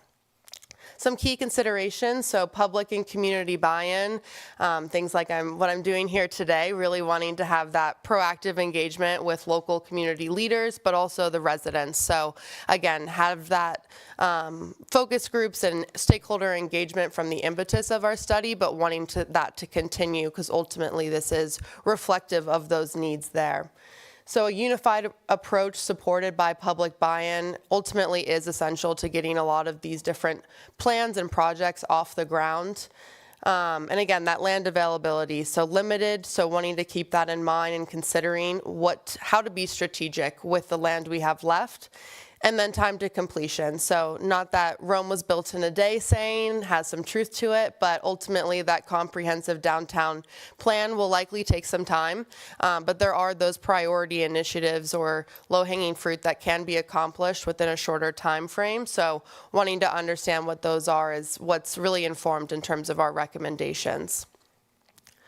Next slide here, summarizing some of those best practices. So looking at different case studies across the country and ultimately how they achieve a successful downtown. We look at that dynamic programming and events-driven engagement. So that strategic year-round programming and events that downtown has already started to establish, but how to further activate that, whether it's an event that is organized or more so just a public gathering space that has the ability to do yoga in the park in the morning or take your kids there after school in the afternoon. Those are all part of that material makeup at its core in terms of what a successful downtown could be. Walkability and amenity-rich environments that fuel growth. So again, looking at those walkable adjacent retail, dining, and entertainment options, that really is what contributes to that overall competitive advantage. What's going to get people to come to downtown versus going to the outlet mall? It's really looking at those enhancing connectivity and activation, which is key to that destination appeal. Scalable design that ensures that long-term viability. So again, those spaces that should be designed to comfortably accommodate thousands without feeling empty for hundreds. We want this to be a 24/7 activation point, or again, I think I said 18-hour day, not 24/7. But want to be able to have that scalability for large events, but then also feel that sense of authenticity that the community of Jenks is already promoting in terms of the downtown area. So our next slide takes us through what those recommended developments or what we call the priority in phase one. So what the recommended project graphic on the bottom right, that takes you through kind of how we got to this answer. Again, really looking at that existing supply, demand, what are those comparable peers, how do they perform, what are those keys to success, failure, and then the industry, what's going on in terms of economics, realities, trends, and how that ultimately applies to the city of Jenks here. So throughout our analysis, what we found is there is that need of a mix of uses. Right now, there is a lot of success with the retail and restaurant that has been established within downtown, where there is that visitation on the weekends. There's just not necessarily that constant visitation and activation. So ultimately looking at a mix of uses here. So in terms of what that priority looks like, housing, a huge need for that. And the detail I didn't include on this slide is that this would be roughly, I believe it's 150 multifamily, or 125 multifamily units, and then roughly 50 townhomes. So wanting to have that mix of multifamily units and townhomes where you have that for rent and for sale product really helps to attract those demographics that are currently not able to secure housing within the community currently. So we think of young professionals, or we think of citizens or residents that have been looking to downsize or move out of their house, that kind of natural life cycle of housing. So wanting to introduce new product to the downtown here. Office, roughly 50,000 square feet of office is recommended and supported. We talked to not only office brokers, but also office developers throughout the greater Tulsa metro to understand what would be of interest or what would really be kind of that catalyst for development. And office is a huge driver for that. There's a lot of companies that have looked to relocate throughout the metropolitan, whether that's scaling down their office sizes to look for that kind of higher quality space at a smaller footprint, but wanting those amenities that come with a downtown location. So looking at that nearby retail restaurant, looking at places that people can spend their time not only before or after work, but also if they want to go grab a bite to eat, because of our industry realities where the return to office is a very real thing right now. Hotel, so 80 Key Hotel was roughly what was recommended, really wanting to take shape and form as more of that boutique style hotel that can be reflective of the community. We look at different hotel products and we kind of separate them into two categories. You have your tourism accommodators, which are your kind of branded flag hotels, your Holiday Inns, your Comfort Suites, something that you know is going to be reliable and credible because of that affiliation. But then you also have your tourism generators, which those are your really unique and authentic boutique style hotels that people will intentionally plan a trip around. I want to go to this hotel and stay here for the weekend, or I want to have a staycation here. A great example that we like to use a lot is the Hotel Drover in Fort Worth, Texas, in the stockyards down there. That's very reflective of the community. You feel the history, you feel the authenticity when you walk in. So having something like that where you're able to really have that be reflective of the area here and have that be kind of that destination in and of itself. And then finally, looking at kind of, we can go to the next slide, no worries, that development timeline. So again, we gave a rough estimate. Again, this is a little bit aggressive in terms of our timing here, but just to give a sense of what would performance look like. So the goal of the demand and financial analysis to equip you all with is looking from a operator perspective or a developer's perspective of what are those rates that I'm trying to achieve in year one? What is that net operating income margin? So this really is a tool to use in the future for different development and obviously gauging that interest from different developers. So we work all across the country, again, in different asset classes, and that has helped to inform a lot of our recommendations, but that local market research really is critical when we go to model. So looking at those year one average rates, allowing kind of that time for ramp up or what we call stabilization, which is typically in year 4 once a business or an entity has really gotten a lot of the kinks out or ability to have lower operating cost associated with their overall margins. So looking at that supportable debt and equity, what could ultimately be supported just by the performance of this asset. And again, I won't go too far in the weeds here, but we look at different asset classes, and there is a really strong demand for a lot of these recommendations here, which is why they were identified as the priority. The next slide will go through the economic impact. So through our demand and financial analysis, we gauge, again, what would be that visitation, what would be that average dollar spend, and what's ultimately net new to the community. So if not for this project, what is that fiscal impact that the city of Jenks would be missing out on? So here we have that 30-year summary of impacts, and we look at spending. So we have direct spending, indirect spending, and induced spending that totals around $770 million over that 30-year time frame, as well as earnings. So what would that support from an earnings perspective? Around nearly $200 million, and then full-time or equivalent supported jobs being roughly 282, and that doesn't include the one-time construction impact, so those jobs that would be coming from construction. And those fiscal city impacts, so we took a look at the city sales tax, city hotel tax, as well as city property taxes, roughly $55 million, again, over that 30-year time frame. And then the right-hand table breaks that down from an average annual impact once those assets are at stabilization. So again, just really wanting to give a snapshot of a lot of the value. This obviously speaks more to the number side versus the qualitative side when we think about that quality of life and a lot of these amenities that can just enrich what we already have established here. But I know that's a lot of information and detail to go through, but I wanted to make sure that we did a high-level overview and allow you all to ask any questions. And Anthony, not sure if you want to add anything to our end here? Go ahead. Okay, great. I might sneak a sip of water, so if you want to ask a long question, go pause, ahead. have a drink? Yeah. Questions from council, Mr. Short? Help us understand the difference between the indirect and induced.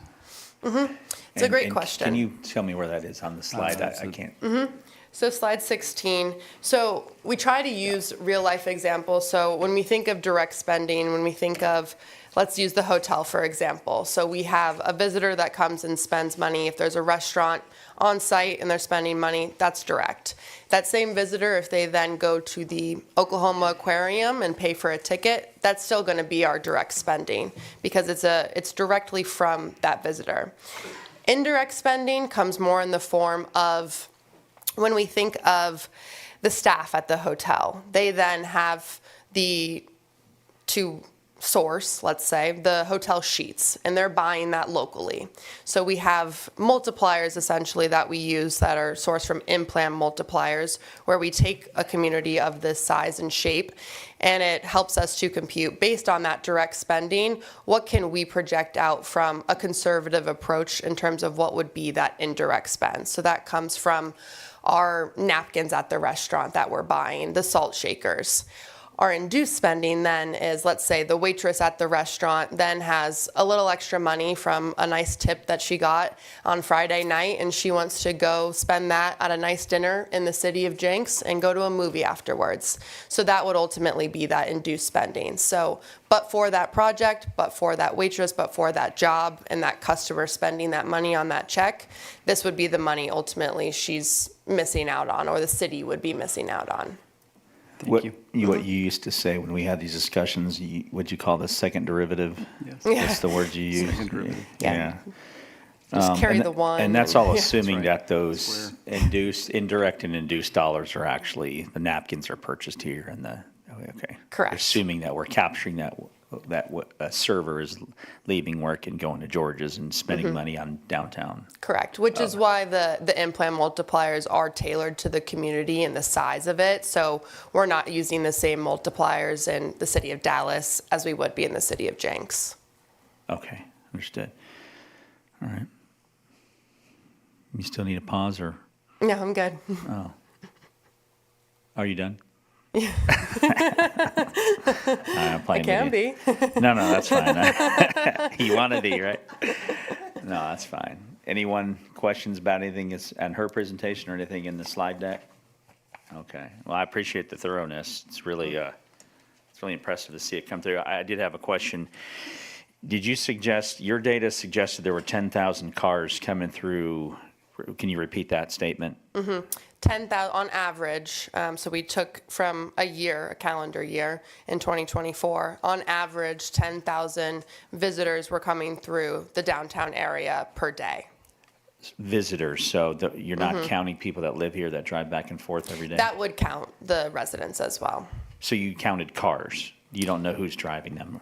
So we use Placer.ai, which is the geofencing tracking data of cell phones. We are able to separate out, and I don't have it included in this slide deck, but in our larger slide deck, what we did was we calculated basically an overnight visitor would be coming from over 100 miles. So we did that for different assets within the community. In terms of the drive time traffic that's going through, it's not able to separate it out based on that visitor. But if we were to set a specific point of interest, like the Oklahoma Aquarium, we're able to see what percentage of those visitors are coming from out of town. So I guess indirectly we could apply that same logic to that 10,000 visitor number, but that's not something that we necessarily took a look at this time. Okay, and that was done over the course of a year.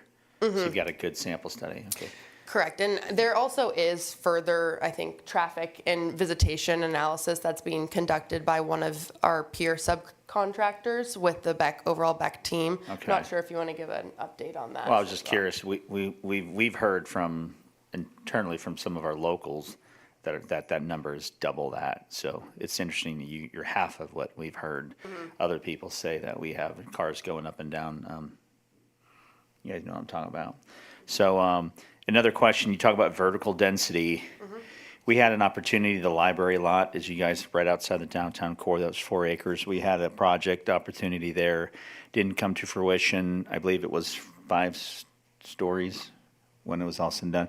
How do you guys feel about vertical density? What would you suggest? What's the cap for us? I mean, the bank is very, very tall. I can't imagine anything being much taller than that. Citizens gave us feedback when that project was approved for the library lot that it was too big, the scale was too big. And I even think we had a discussion a week or so ago about maybe a little bit of buyer's remorse that we allowed it to get that high. But if it's you, what would you propose where are we at with the vertical? How many stories? Some of those elements on kind of the next presentation, which Oh, they are? looks at Okay. the physical characteristics Okay. of a lot of the places we studied.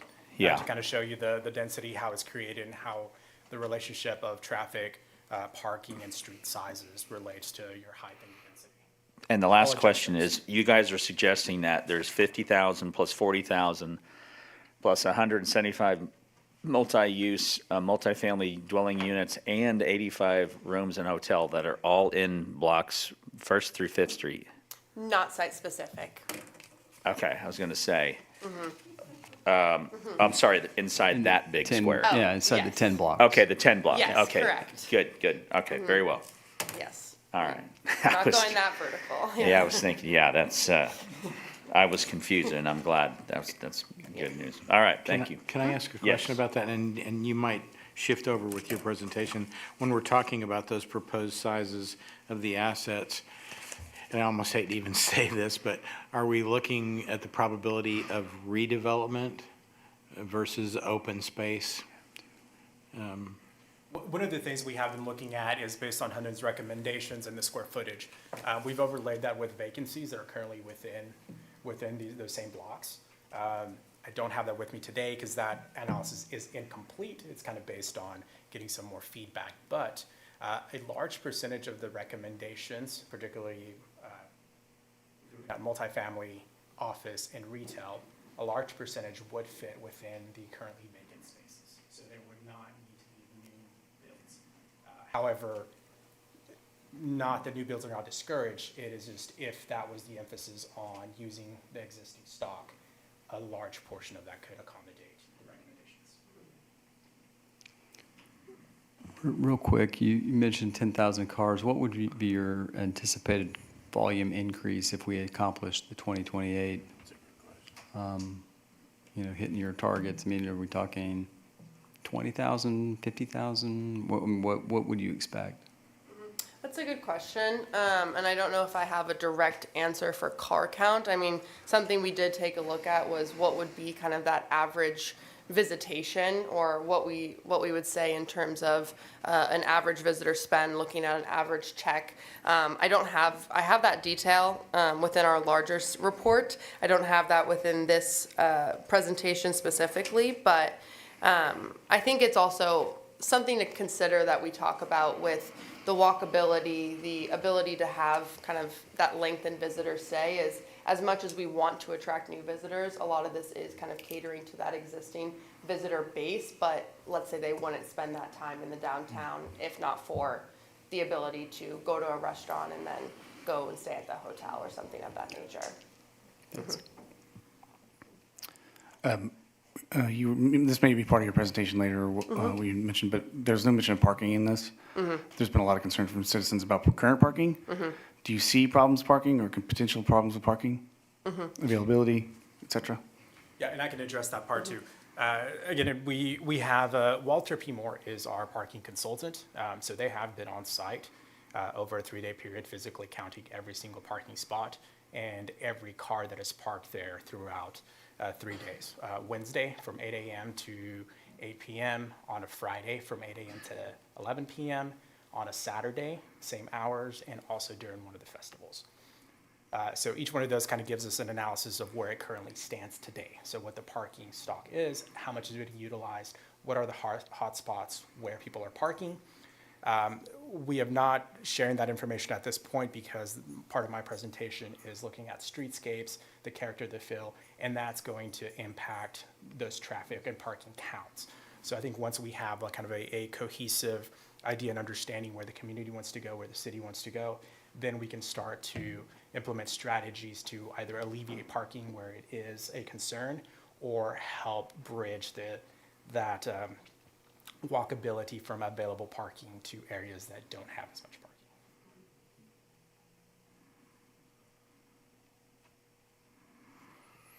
parking. All right, thank you. Anything you else? all. All right, thank you.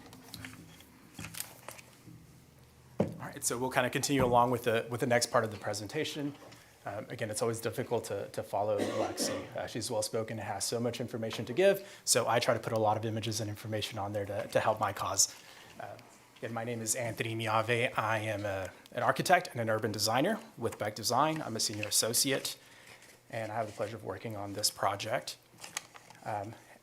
As an overall framework of the entire master plan, there are 4 phases. So phase 1, it's that programming, the market study, the analysis, and that's using our consultants and partners, Hunden, Walter P. Moore, making sure we get a lot of that data and raw information that starts to help inform what we do as designers, as placemakers. The importance of that data, as you've seen, is just really gives us that quantitative information. So it's not biased information, it is actual true data that then we can use and start to filter through the eyes of a designer and making adjustments as needed based on kind of the wishes of the city, input from the community. And we are currently, what I would say is that kind of bridging that phase 2/phase 3. Phase 2 being starting to establish concepts, frameworks, receiving input from the community and other stakeholders. And then step 3 would be taking all that information and starting to model different alternatives and then testing them against the data that we have. How it would function, how it would work, what changes it entails, and how the ripple effects kind of can continue based on what we're presenting. Ultimately, phase 4, what we want to give you, I know it's typically called a master plan, but we like to think about it as a framework or a playbook. So it's not a one direction, this is what you do. It is a guide that's flexible, but structured so you can have cohesive development, so we can start to achieve and identify the goals where we want to be as a city, and being able to react to changing circumstances. Because we all know that 5 years from now might be a little bit different than what we have today, but the framework intends to be something that is flexible and guiding principles more so than a directive on how you need to develop. If we go to the next slide, taking the information that's provided in Hunden's report, we started to pick up on some of the key elements that we were seeing. The idea of walkability, identifying the overall site, comparisons. There were approximately, I believe, 12 different sites that were studied under Hunden's report. We identified which of those were most similar to the goals that the city of Jenks wanted to achieve, and we started to have a deeper dive into those. Breaking out the area into the larger downtown and a micro study area, which is kind of your core blocks from A Street to Aquarium Place, railroad tracks to 5th. And started to look at what assets does Jenks currently have compared to these study areas. And the study areas are both regional, national, and also 3 different categories, one being similarities to the size and where Jenks currently is, aspirational sites, such as Paducah has been nationally recognized as an example for how to develop a downtown. So kind of in between the 3, I'll kind of briefly go through each one of them and explain some of the findings that we have, what are the opportunities are, and then I'll kind of wrap up with showing you some renderings of what we can do to incorporate some of those principles, some of the beautification aspects they've done, and how it would impact your downtown. One of the things I do want to call to attention is from a parking count, kind of keep in mind some of these numbers. So in the micro study area, again, from the railroad tracks to 5th, A Street to Aquarium Place, you have approximately 829 parking spots. And then the program kind of counts how many office spaces, retail spaces, multifamily, and kind of what we're considering others being banks, churches, anything that doesn't fit into those categories, kind of breaking down what exists. And then on the bottom right on every one of these slides, you're going to see we have the right-of-way. That's an image of downtown as it exists today. Right-of-way is being the area that the city owns. So we have 80 feet of right-of-way with diagonal parking, traffic in each direction. If we go to the next slide, kind of our first study was Rose District. One of the larger comparisons that you can see is the right-of-way is 100 feet. So Rose District is wider, It has the same diagonal parking, but it has a lot more green spaces. It has a lot more activation at street level and at second floor, meaning there's windows, there's balconies, there's people looking, so it just creates more eyes on the street. Always kind of promotes a sense of safety. The crosswalks, the larger bulb outs, the larger planting create a buffer between the vehicles and the pedestrians and people frequenting some of the businesses. Also of note, within that same area, that same micro-study area, which is roughly 28 acres, Residence District has 214 parking stalls, so significantly less than what we currently have in Jenks. If we go to Can you the say that next. again? Within the same study area, the 28 acres, so roughly between the railroad tracks and 5th Street, A Street to Aquarium Place, they only have 214 parking spaces. And that was kind of something to note. If we go to Interesting. the next. Now, on the opposite side, we also wanted to show a comparison. Brookside has a very different look and feel. Has an 80-foot right-of-way, parallel parking, 2 rows of traffic in each direction. Yeah. Very small sidewalks, very uniform heights. There's not a lot of variation in the storefront. They have approximately 1,149 parking spaces. And as we can see, one of the results of having that much parking, there's very little space given to pedestrians, to greenscape. However, we do see that Brookside has a big draw because of its location, with it being located in Midtown and having a lot of communities surrounding it, being able to walk to there, and also the affluency, and just it has a name and a brand. So despite not having the best sidewalks, the best face for pedestrians and traffic, they are still very successful. So again, we wanted to kind of counterbalance, have showed 2 different directions, yet they are both very successful. Can we pause for comment or question? It seems to me that in Brookside, because we were there the other day, that they have just as much, or most of their parking is behind the retail store, and the back of the retail store is as cosmetically pleasing as the front. In most cases, not always, but we went into a couple retail stores the other day, and the back entrance, they pay just as much attention to the back as they do the front. Is that something unique to them? And is that something, if you go to, our downtown, apart from the new lodge and Cedar and Lily and the retail of the new building, the back is just as inviting as the front. Do you think there's a possibility we could ever get there with the amount of right-of-way that we have and the space that we have? And it's okay if we can't, we can't. But do you guys see that as something we need to capitalize on? There is. That alley activation is always very important. You see it in every successful downtown. You don't want to have just a back of house and a front of house. You want to kind of merge the two. A lot of the things that you see whenever an alley is activated, it gives building owners ability to have more businesses within the same footprint. You can have a lot of smaller, so you have businesses in the front, businesses in the back. Or, the challenge of having one business be front and the back, like you said, you have to pay attention to the front and to the back. So whenever you're looking at restaurants or other, programmatically, that becomes very difficult to do. Usually you're going to want your services, your kitchen, your back of house. However, it's not impossible. Sometimes, if we look at Brookside, it is a requirement, right? You have to have, because most of the people going to Brookside are coming from the back, not necessarily as many coming in from what we consider the front or the street side. Thank you. Our next example,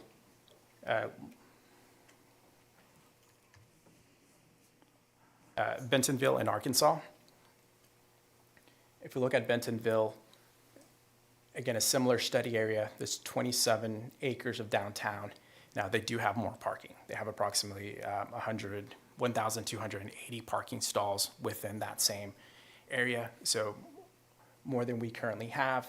However, they do have a lot more office, a lot more retail, and a lot of multifamily, and they have a lot of restaurants and hotels. They do have structured parking as well that accounts for some of that parking. They have a much narrower right-of-way, so they only have 65 feet between their buildings. However, they still have a lot of area dedicated for pedestrians. There's a little bit less greenscape here, but you see their sidewalk cafes. People are actively walking and moving around the streets. One of the things that accounts for having that more businesses, a higher density, is their vertical. If you can tell, they are usually 2, 3, there's even 4 and 5-story buildings within Bentonville. The next slide has what we would have considered one of the aspirational areas, which is Paducah Downtown. Now, Paducah Downtown has approximately the same parking stalls, but a much higher density. There is a lot more office, a lot more retail, a lot more multifamily, and when you see the other, there's theaters, movie theaters, museums, city buildings, the courthouse, multiple churches, all exist within downtown with the same amount of parking that we have. One of the things that makes it very, from an aspirational standpoint, is that it merges kind of all of the different practices. There is green spaces, there's a lot of buffer, there's a lot of areas dedicated to pedestrians, a lot of retail businesses that can extend out into the sidewalk, cafes. One of the things to note is that it's not a one solution kind of for all. Each of the blocks in Paducah starts to vary depending on what their target goal is. Some of the areas have less parking, other areas do have more parking. So it is not a one solution for everything. And I also want to point that out because we're not looking for one single solution for Jenks as well. Different areas can develop differently, but we want to have that framework. So one of the things I want to show is we have 3 different proposals on how we can start to address that cityscape and start to take some of the ideas of what we were seeing. The first one, kind of least intrusive, it starts to provide that idea of safety, giving back some of the space to pedestrians, trying to slow down the vehicular traffic, but also amenitize the diagonal parking that you currently have. This would have the least impact on your current parking, but still provide safety. What you see are they're called bulb outs, kind of at the corners.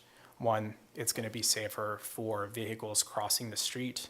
It makes it safer for pedestrians because they have a smaller distance to cross. It creates that beautification through a streetscape. It gives you that sense of place and also provides a buffer of protection between vehicles and pedestrians to start activating. Can you point, what is it? The little concrete curb thing? that's Yes, the shaped like concrete a- curb with a lot of, Oh, that thing. yeah, once you have all of the planting, those are what are called bulb outs. So what Okay. it does is you're taking space away from maybe a parking stall or 2, but you are creating kind of a bigger buffer for pedestrians. Does it only work with parallel parking and like in that, or can you do it with the angled parking that we have? You can do it with angled parking. Okay. Brandon, if we can go back to one slide that shows the concept with a with the angled parking. Yeah, there we go. Oh, you're fine. Yeah, if we zoom in, this option is the one that shows your current parking. The plan view below kind of helps illustrate how you kind of create that parking without losing the parking spaces. So whenever you park, there is a kind of a small zone that's really not utilized. However, I will say with this solution, there are still some kind of inherent problems. Whenever this was striped, whenever it was downtown, was first started, vehicles were much smaller. Nowadays, we're seeing vehicles get larger in size. With the diagonal parking, you're still going to have some of those issues with that maybe encroaching a little bit into your driving lanes. That is kind of an unfortunate just byproduct of how society has changed and vehicle types and styles have also changed. The option 2 kind of takes this idea just one step further by introducing our parallel parking.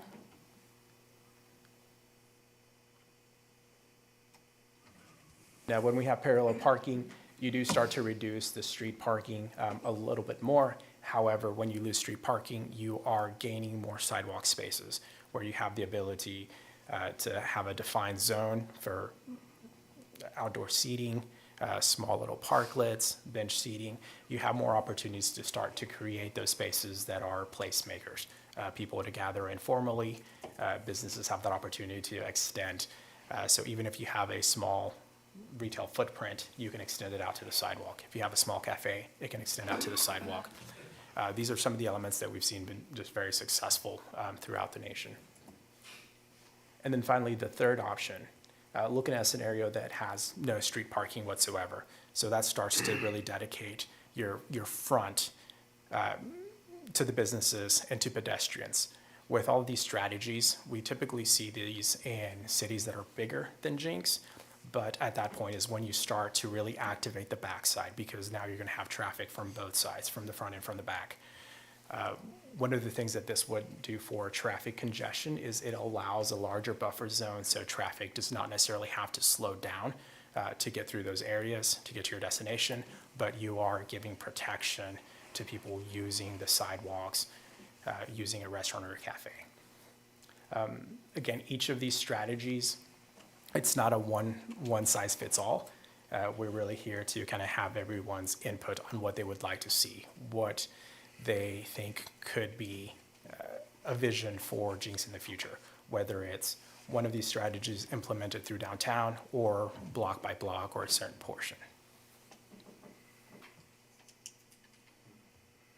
That kind of brings us to the end of this phase. There's a lot more to do, but we try to take it one kind of step at a time and make sure we get feedback from the community. And I'm happy to take any questions. All right, thank you, sir. Council, anyone? Mr. Short? What are your thoughts on vehicular traffic management? For instance, stop lighting, stop signing?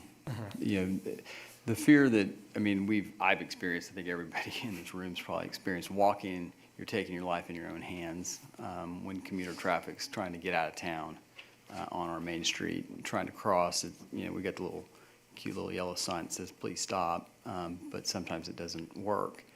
And so are there thoughts of stop lighting, you know, where a pedestrian has protection and there's very designated windows for pedestrian traffic and vehicular traffic? Is that a consideration? One of the things that we try to do with all of these examples are add mid-block crossings. Mid-block crossings do two things. We can incorporate, say, like a Jayhawk crossing, so it senses when someone is in the walk, it starts to flash, really alerting the traffic that someone is walking by. You could always also do that with a push button. However, one of the things that it does with those kind of mid-interval crossings and having more plantings, it really visually reduces, not physically reduces the sign of the lane, but visually reduces it. And when you visually feel that it is a smaller lane, you tend to slow down. So this would continually move traffic, but it would be at a slower, more consistent pace. The other thing that mid-block crossings help is you are not having to walk an entire block to cross the street. So if you park on one block and your destination is the next block, you have more opportunities to cross rather than walking an entire block to cross safely. Is there a way, it seems to me that option 2 and option 3 are very similar, except there's no parking. Is there a way to migrate over time?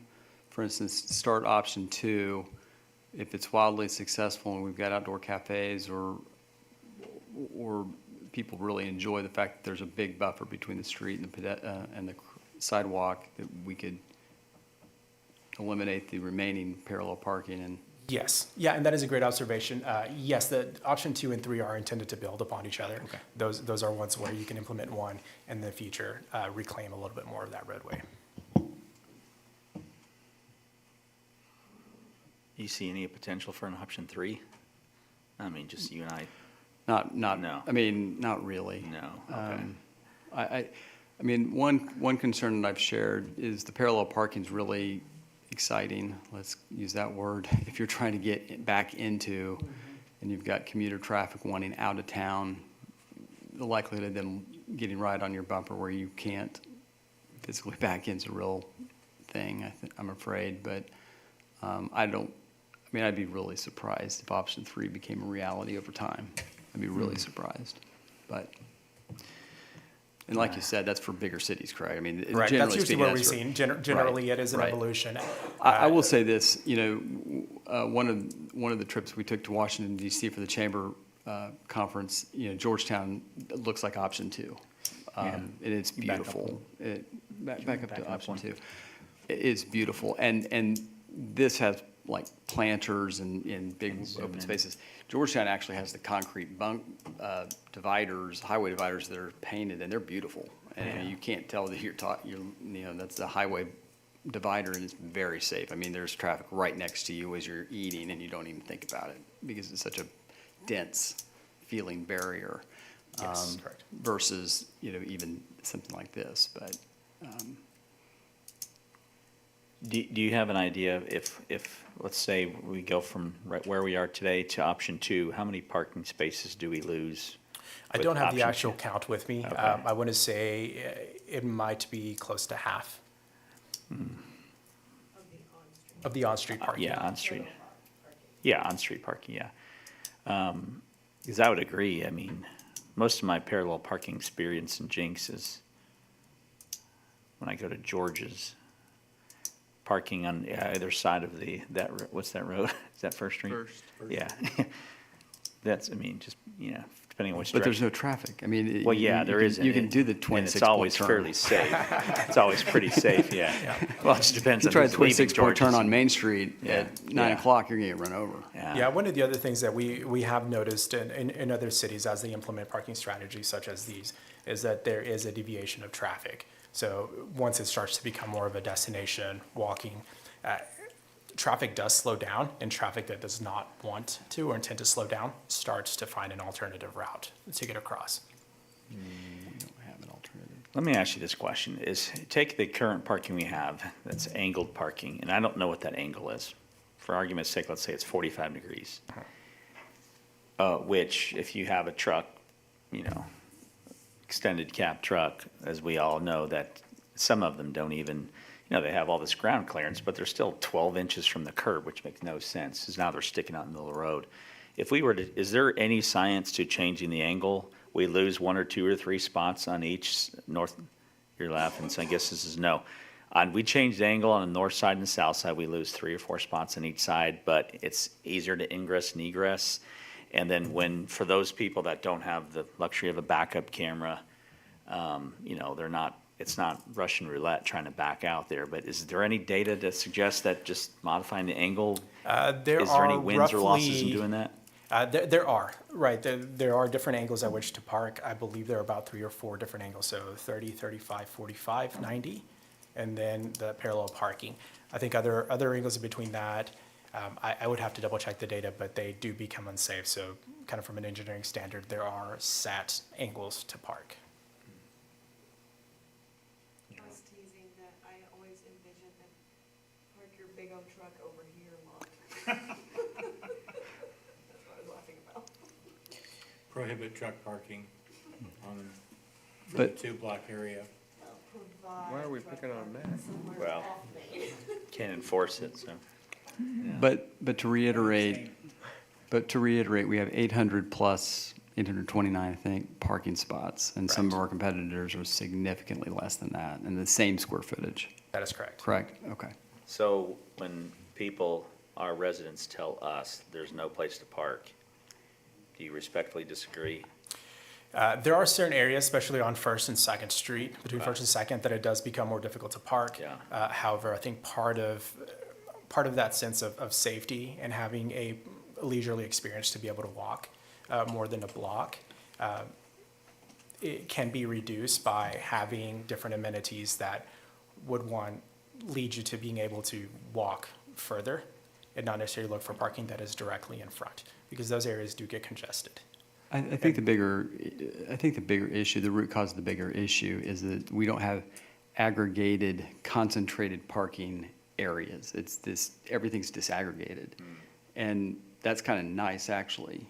that you can go, you know, you're not trying to park with everyone else. But if you don't know where to park, that becomes a problem.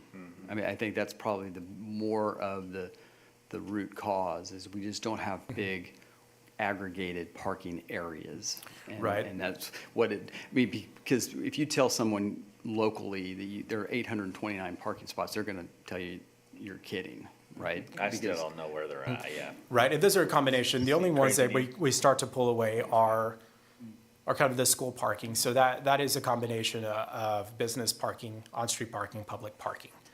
So we are looking at parking as a parking system, kind of an ecosystem, not only what is city-owned parking, which that would kind of be quite limited. So that is going to fluctuate based on business development. If a business comes in and it is an open lot that is used for parking today, it may not be in a few years. So that's why that parking ecosystem has to be dynamic. As we start to include more businesses or more types of businesses, we do have to analyze how that parking is going to affect that existing count. Well, I think that's a great point, because I mean, if you put 50,000 square feet of office, that's going to be a parking absorption. You're going to absorb a lot of that, and you're going to have some analysis to say, hey, we're going to absorb so much parking space, we've got to then offset with some other form of structure or whatever, another solution before you go, you know, build the structure and not account for that absorption of Yes. parking. And that is the next step for Walter P. Moore, our parking consultant. Now that we have all the data, they are going to start to look at it from more of a scientific method of analyzing rather than what is required by zoning. For example, downtown, you don't require parking. So we could easily say, hey, well, there's no parking requirements, it doesn't matter. However, from the day-to-day use, I'm looking at basically the composition of the city of Jenks and who is coming or who could potentially be coming to an office, what percentage actually drive to work. We know that percentage is very high. Right, so look at, you know, demographics, the cost of living, the standard of living, how many cars do households have, and how many are actually driving a single vehicle to work every day. So starting to put that information into kind of a real data analysis. How many parking spots do you need? How many can be shared? Or what are parking strategies to help alleviate that potential congestion? In the examples, a lot of examples we showed, there is also remote parking, and there is either a trolley system or a bus system or a shuttle. Once you start to create that density and more people want to come to downtown, you don't start to tear down buildings to provide more parking. You provide a way of getting people from point A to point B. And with that point B being downtown and being a lively, walkable space where people can linger, can stay, can spend more money and enjoy themselves, rather than getting back in their car and leaving immediately. So any other questions you have, technical, related to parking, we have somebody else, so we can skip those for now. Okay, that's good, fine. I've got one question, Mr. not Brown? related to parking. And in all of the illustrations we have, you're utilizing the open sidewalk space, which is great.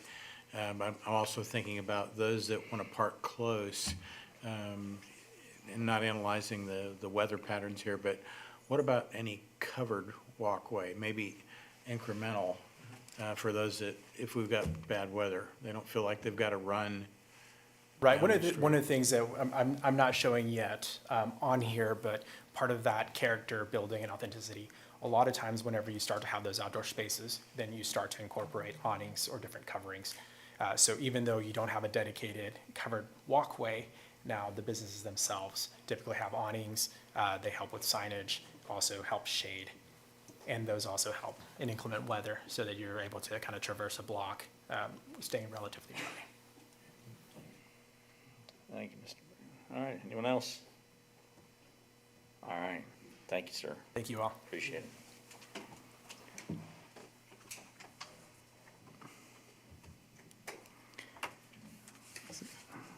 Is that anything else, Mrs. Hilton, on number 5? All right, thank you very much.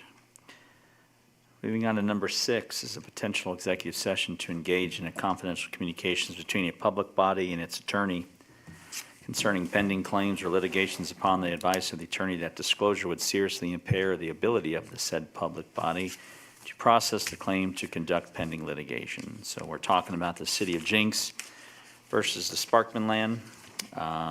We need a motion and a Make a second. motion to go into executive session. Second.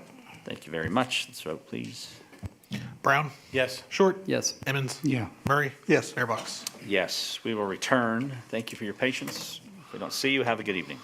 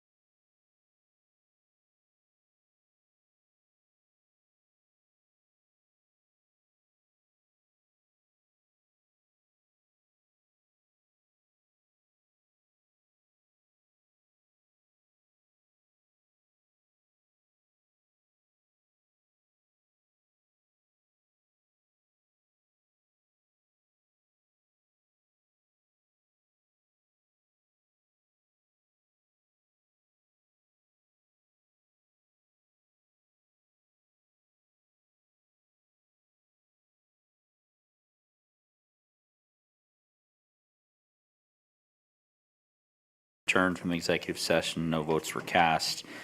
Moving on to other business, Mr. Shrout, City Manager's report. Mayor and all members of council, the April sales tax check was 36% higher than the same month last year. The use tax check was 4.4% higher. Our total sales and use tax for April was 27.5% higher than the same month last year. We are still working with specific retailers at the outlet mall, ensuring that they are reporting their sales taxes correctly. We've been working with the Oklahoma Tax Commission. As it relates to the mall itself, they purchased 50 acres and have now developed 38 as what you see as the mall. There's out parcels both on the east and west, but the 38 acres was assigned a fair market value of $170 million by the Tulsa tax assessor. So based on that valuation, there will be $2.4 million a year in property taxes paid. And so roughly slightly less than 75% of that, because there's the base, and I'm not going to get into the weeds, but basically 75% of that's going to be going into the TIF. So that's great news. And the other 25% goes to Jenks Public Schools, which is also great news. As it relates to the Leverage Act that was announced in March, staff will be meeting with the Oklahoma Tax Commission and the Department of Commerce in the coming weeks to discuss the specifics about how that is going to be implemented and how those matching funds will be dispersed to the city of Jenks. The Department of Commerce makes the decision on if it's an eligible Leverage Act project. The Tax Commission is the one that implements the reimbursement or the matching process with the actual money. So we're going to get a better understanding of that in the next couple of weeks. The 2025-2026 budget, it's year 2 of our biennial budget. So basically, everything in year 2 was approved last year when we went through the budget process. We have some minor changes. We have a budget committee meeting hopefully in the next 2 weeks. And then the budget committee will review any changes that we have made, make any recommendations, and then that will be moved on to the full council for approval in June. The low water dam, it seems like the government entities are coming together again to review where we are in the planning and engineering phases, as well as financially. The cost estimates have increased since the original estimates from 8 or 10 years ago. So we can report back in July, I believe, on what this June meeting, if there's any outcome from that. 121st and Highway 75, I learned this week that Sooner Investment is still working on this project. They have acquired 2 more properties, pieces of property within the 50-acre retail development area. It's just taking time. And I think with our experience with Simon, we understand big projects that transform an area do take time, and we just have to be patient. And so I still think that we're at least 2 years out from certainly that being completed, potentially from that being started. We have the push-in ceremony for the new Rescue 2 apparatus Thursday at 1 p.m. at Station 2. And so that, I don't know if anyone, I think we had some members of council that were around for the one that we had a couple of years ago, but it's a lot of fun. I don't know if we actually push it in or just we kind of act like we push it in. Oh, we pushed it. Okay, there you go. There you go. If you have any questions on any other items, I'd be happy to answer them. All right, thank you, Mr. Stroud. Any questions for Chris? All right, very well. Open to council. Anyone want to talk about preliminary committee activity? Anything at all? If not, I understand. We got a quick one. Yes, sir. We had our first Economic Development Committee. It was a good meeting. City manager, city planner, Jenks Chamber president, and myself were in attendance. It was very productive. I think it really codified the three primary drivers of the economic development, and so that was very good. We identified the 5 primary zones of opportunity, being the downtown core, Outlet Mall River, Aquarium, Gateway, and 106th and Elm. We discussed this tonight.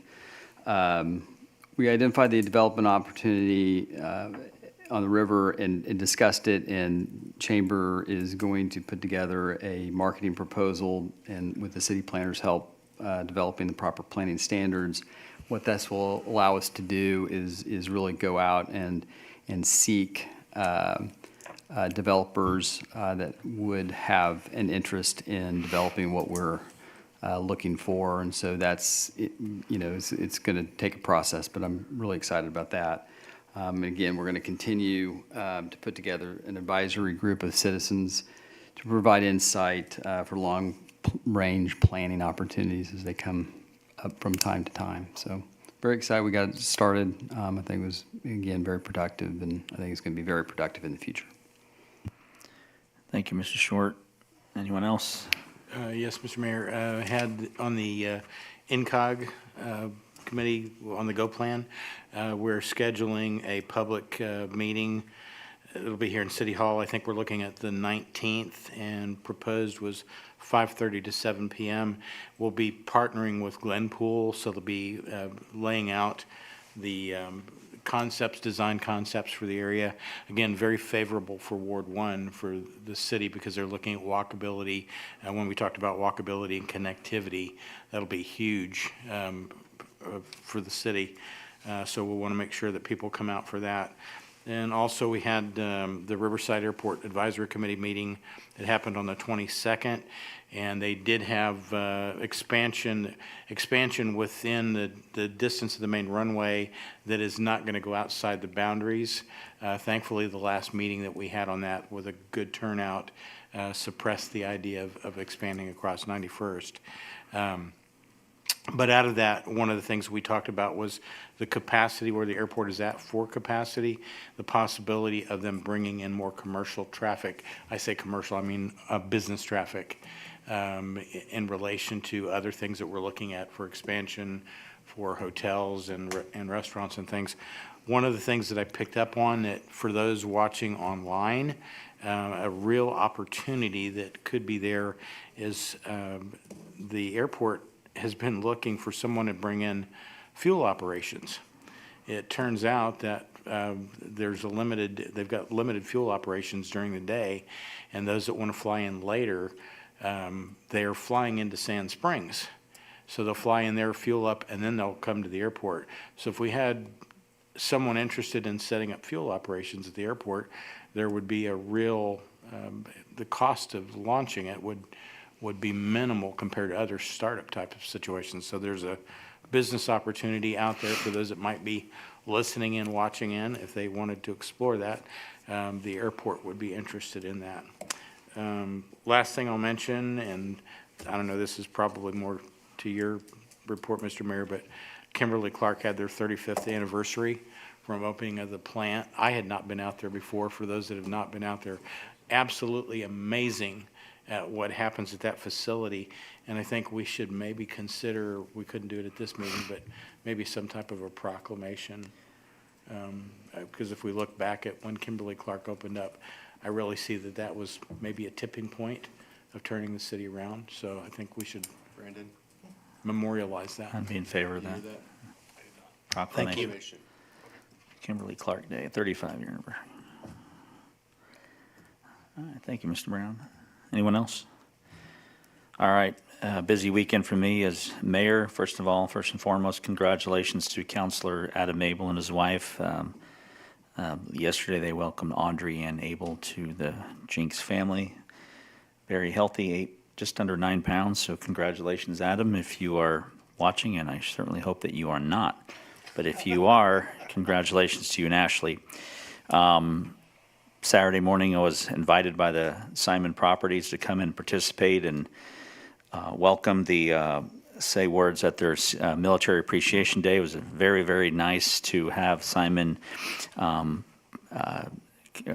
create that event without any influence from the military community in Jenks, which is really nice. And they had a lot of vendors and a lot of nonprofits came out, and a lot of the proceeds went to a local nonprofit. So appreciate the invite from Simon, and I hope the event was successful.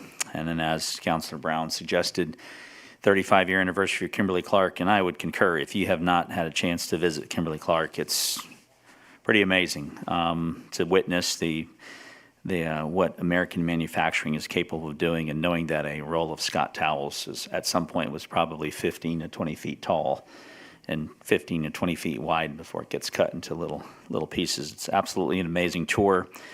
And if anybody wants to go, I'm pretty sure we can arrange to have them entertain us for another hour of their time.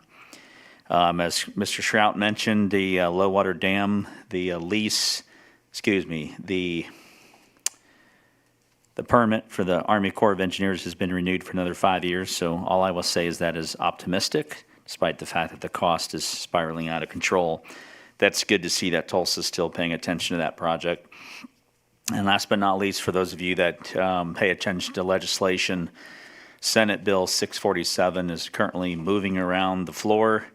And essentially, according to the Oklahoma Municipal League, this would significantly undermine local control and limit a city's ability to determine what is best for its growth and future as it relates to zoning and planning by changing longstanding legal language. But their concern is that cities will no longer be able to consider factors such as potential harm to property value, impacts on traffic flow, water pressure, and even sewer flows, potential flooding, or any number of future projects. So I would encourage you guys to go take a quick look at Senate Bill 647 and give Mr. Reinhardt a call, or Representatives Lay or Tedford, and encourage them to vote no if you agree that this is something that would not be in the best interest of the city of Jenks and those that serve it. I think that's all I had. Thank you guys very much. It is 8:52, and we are adjourned. We will go ahead and call to order the Jenks Public Works Authority meeting. Mr. Macy. Brown. Still here. Short. Here. Emmons. Here. OJ. Abel. Murray. Here. Chairbox. Here, item number 1, consideration of appropriate action for tonight's consent agenda. Anyone have a comment, A through D, or if not, we can entertain a motion for approval. Motion to approve item 1. Second. Thank you. We have a proper motion in item 1. Let's vote, please. Brown. Yes. Short. Yes. Emmons. Yes. Murray. Yes. Chairbox. Yes, and for those that are paying attention, our downtown partners and stakeholders, keep in mind that we did, in this consent agenda, we did declare the Hive property as surplus, which that is step 1 in clearing the path for what we decide to do with that in the very near future. So as promised, we are moving through those steps. We will skip item number 2, or poll, and Mr. Trout, last call, General Manager's report. There's a report in your packet. If you have any questions, I'd be more than happy to answer them. Okay. Last call, council, anyone? All right, very well. The time is 8:55. Jenks Public Works Authority, we are adjourned. Have a good evening.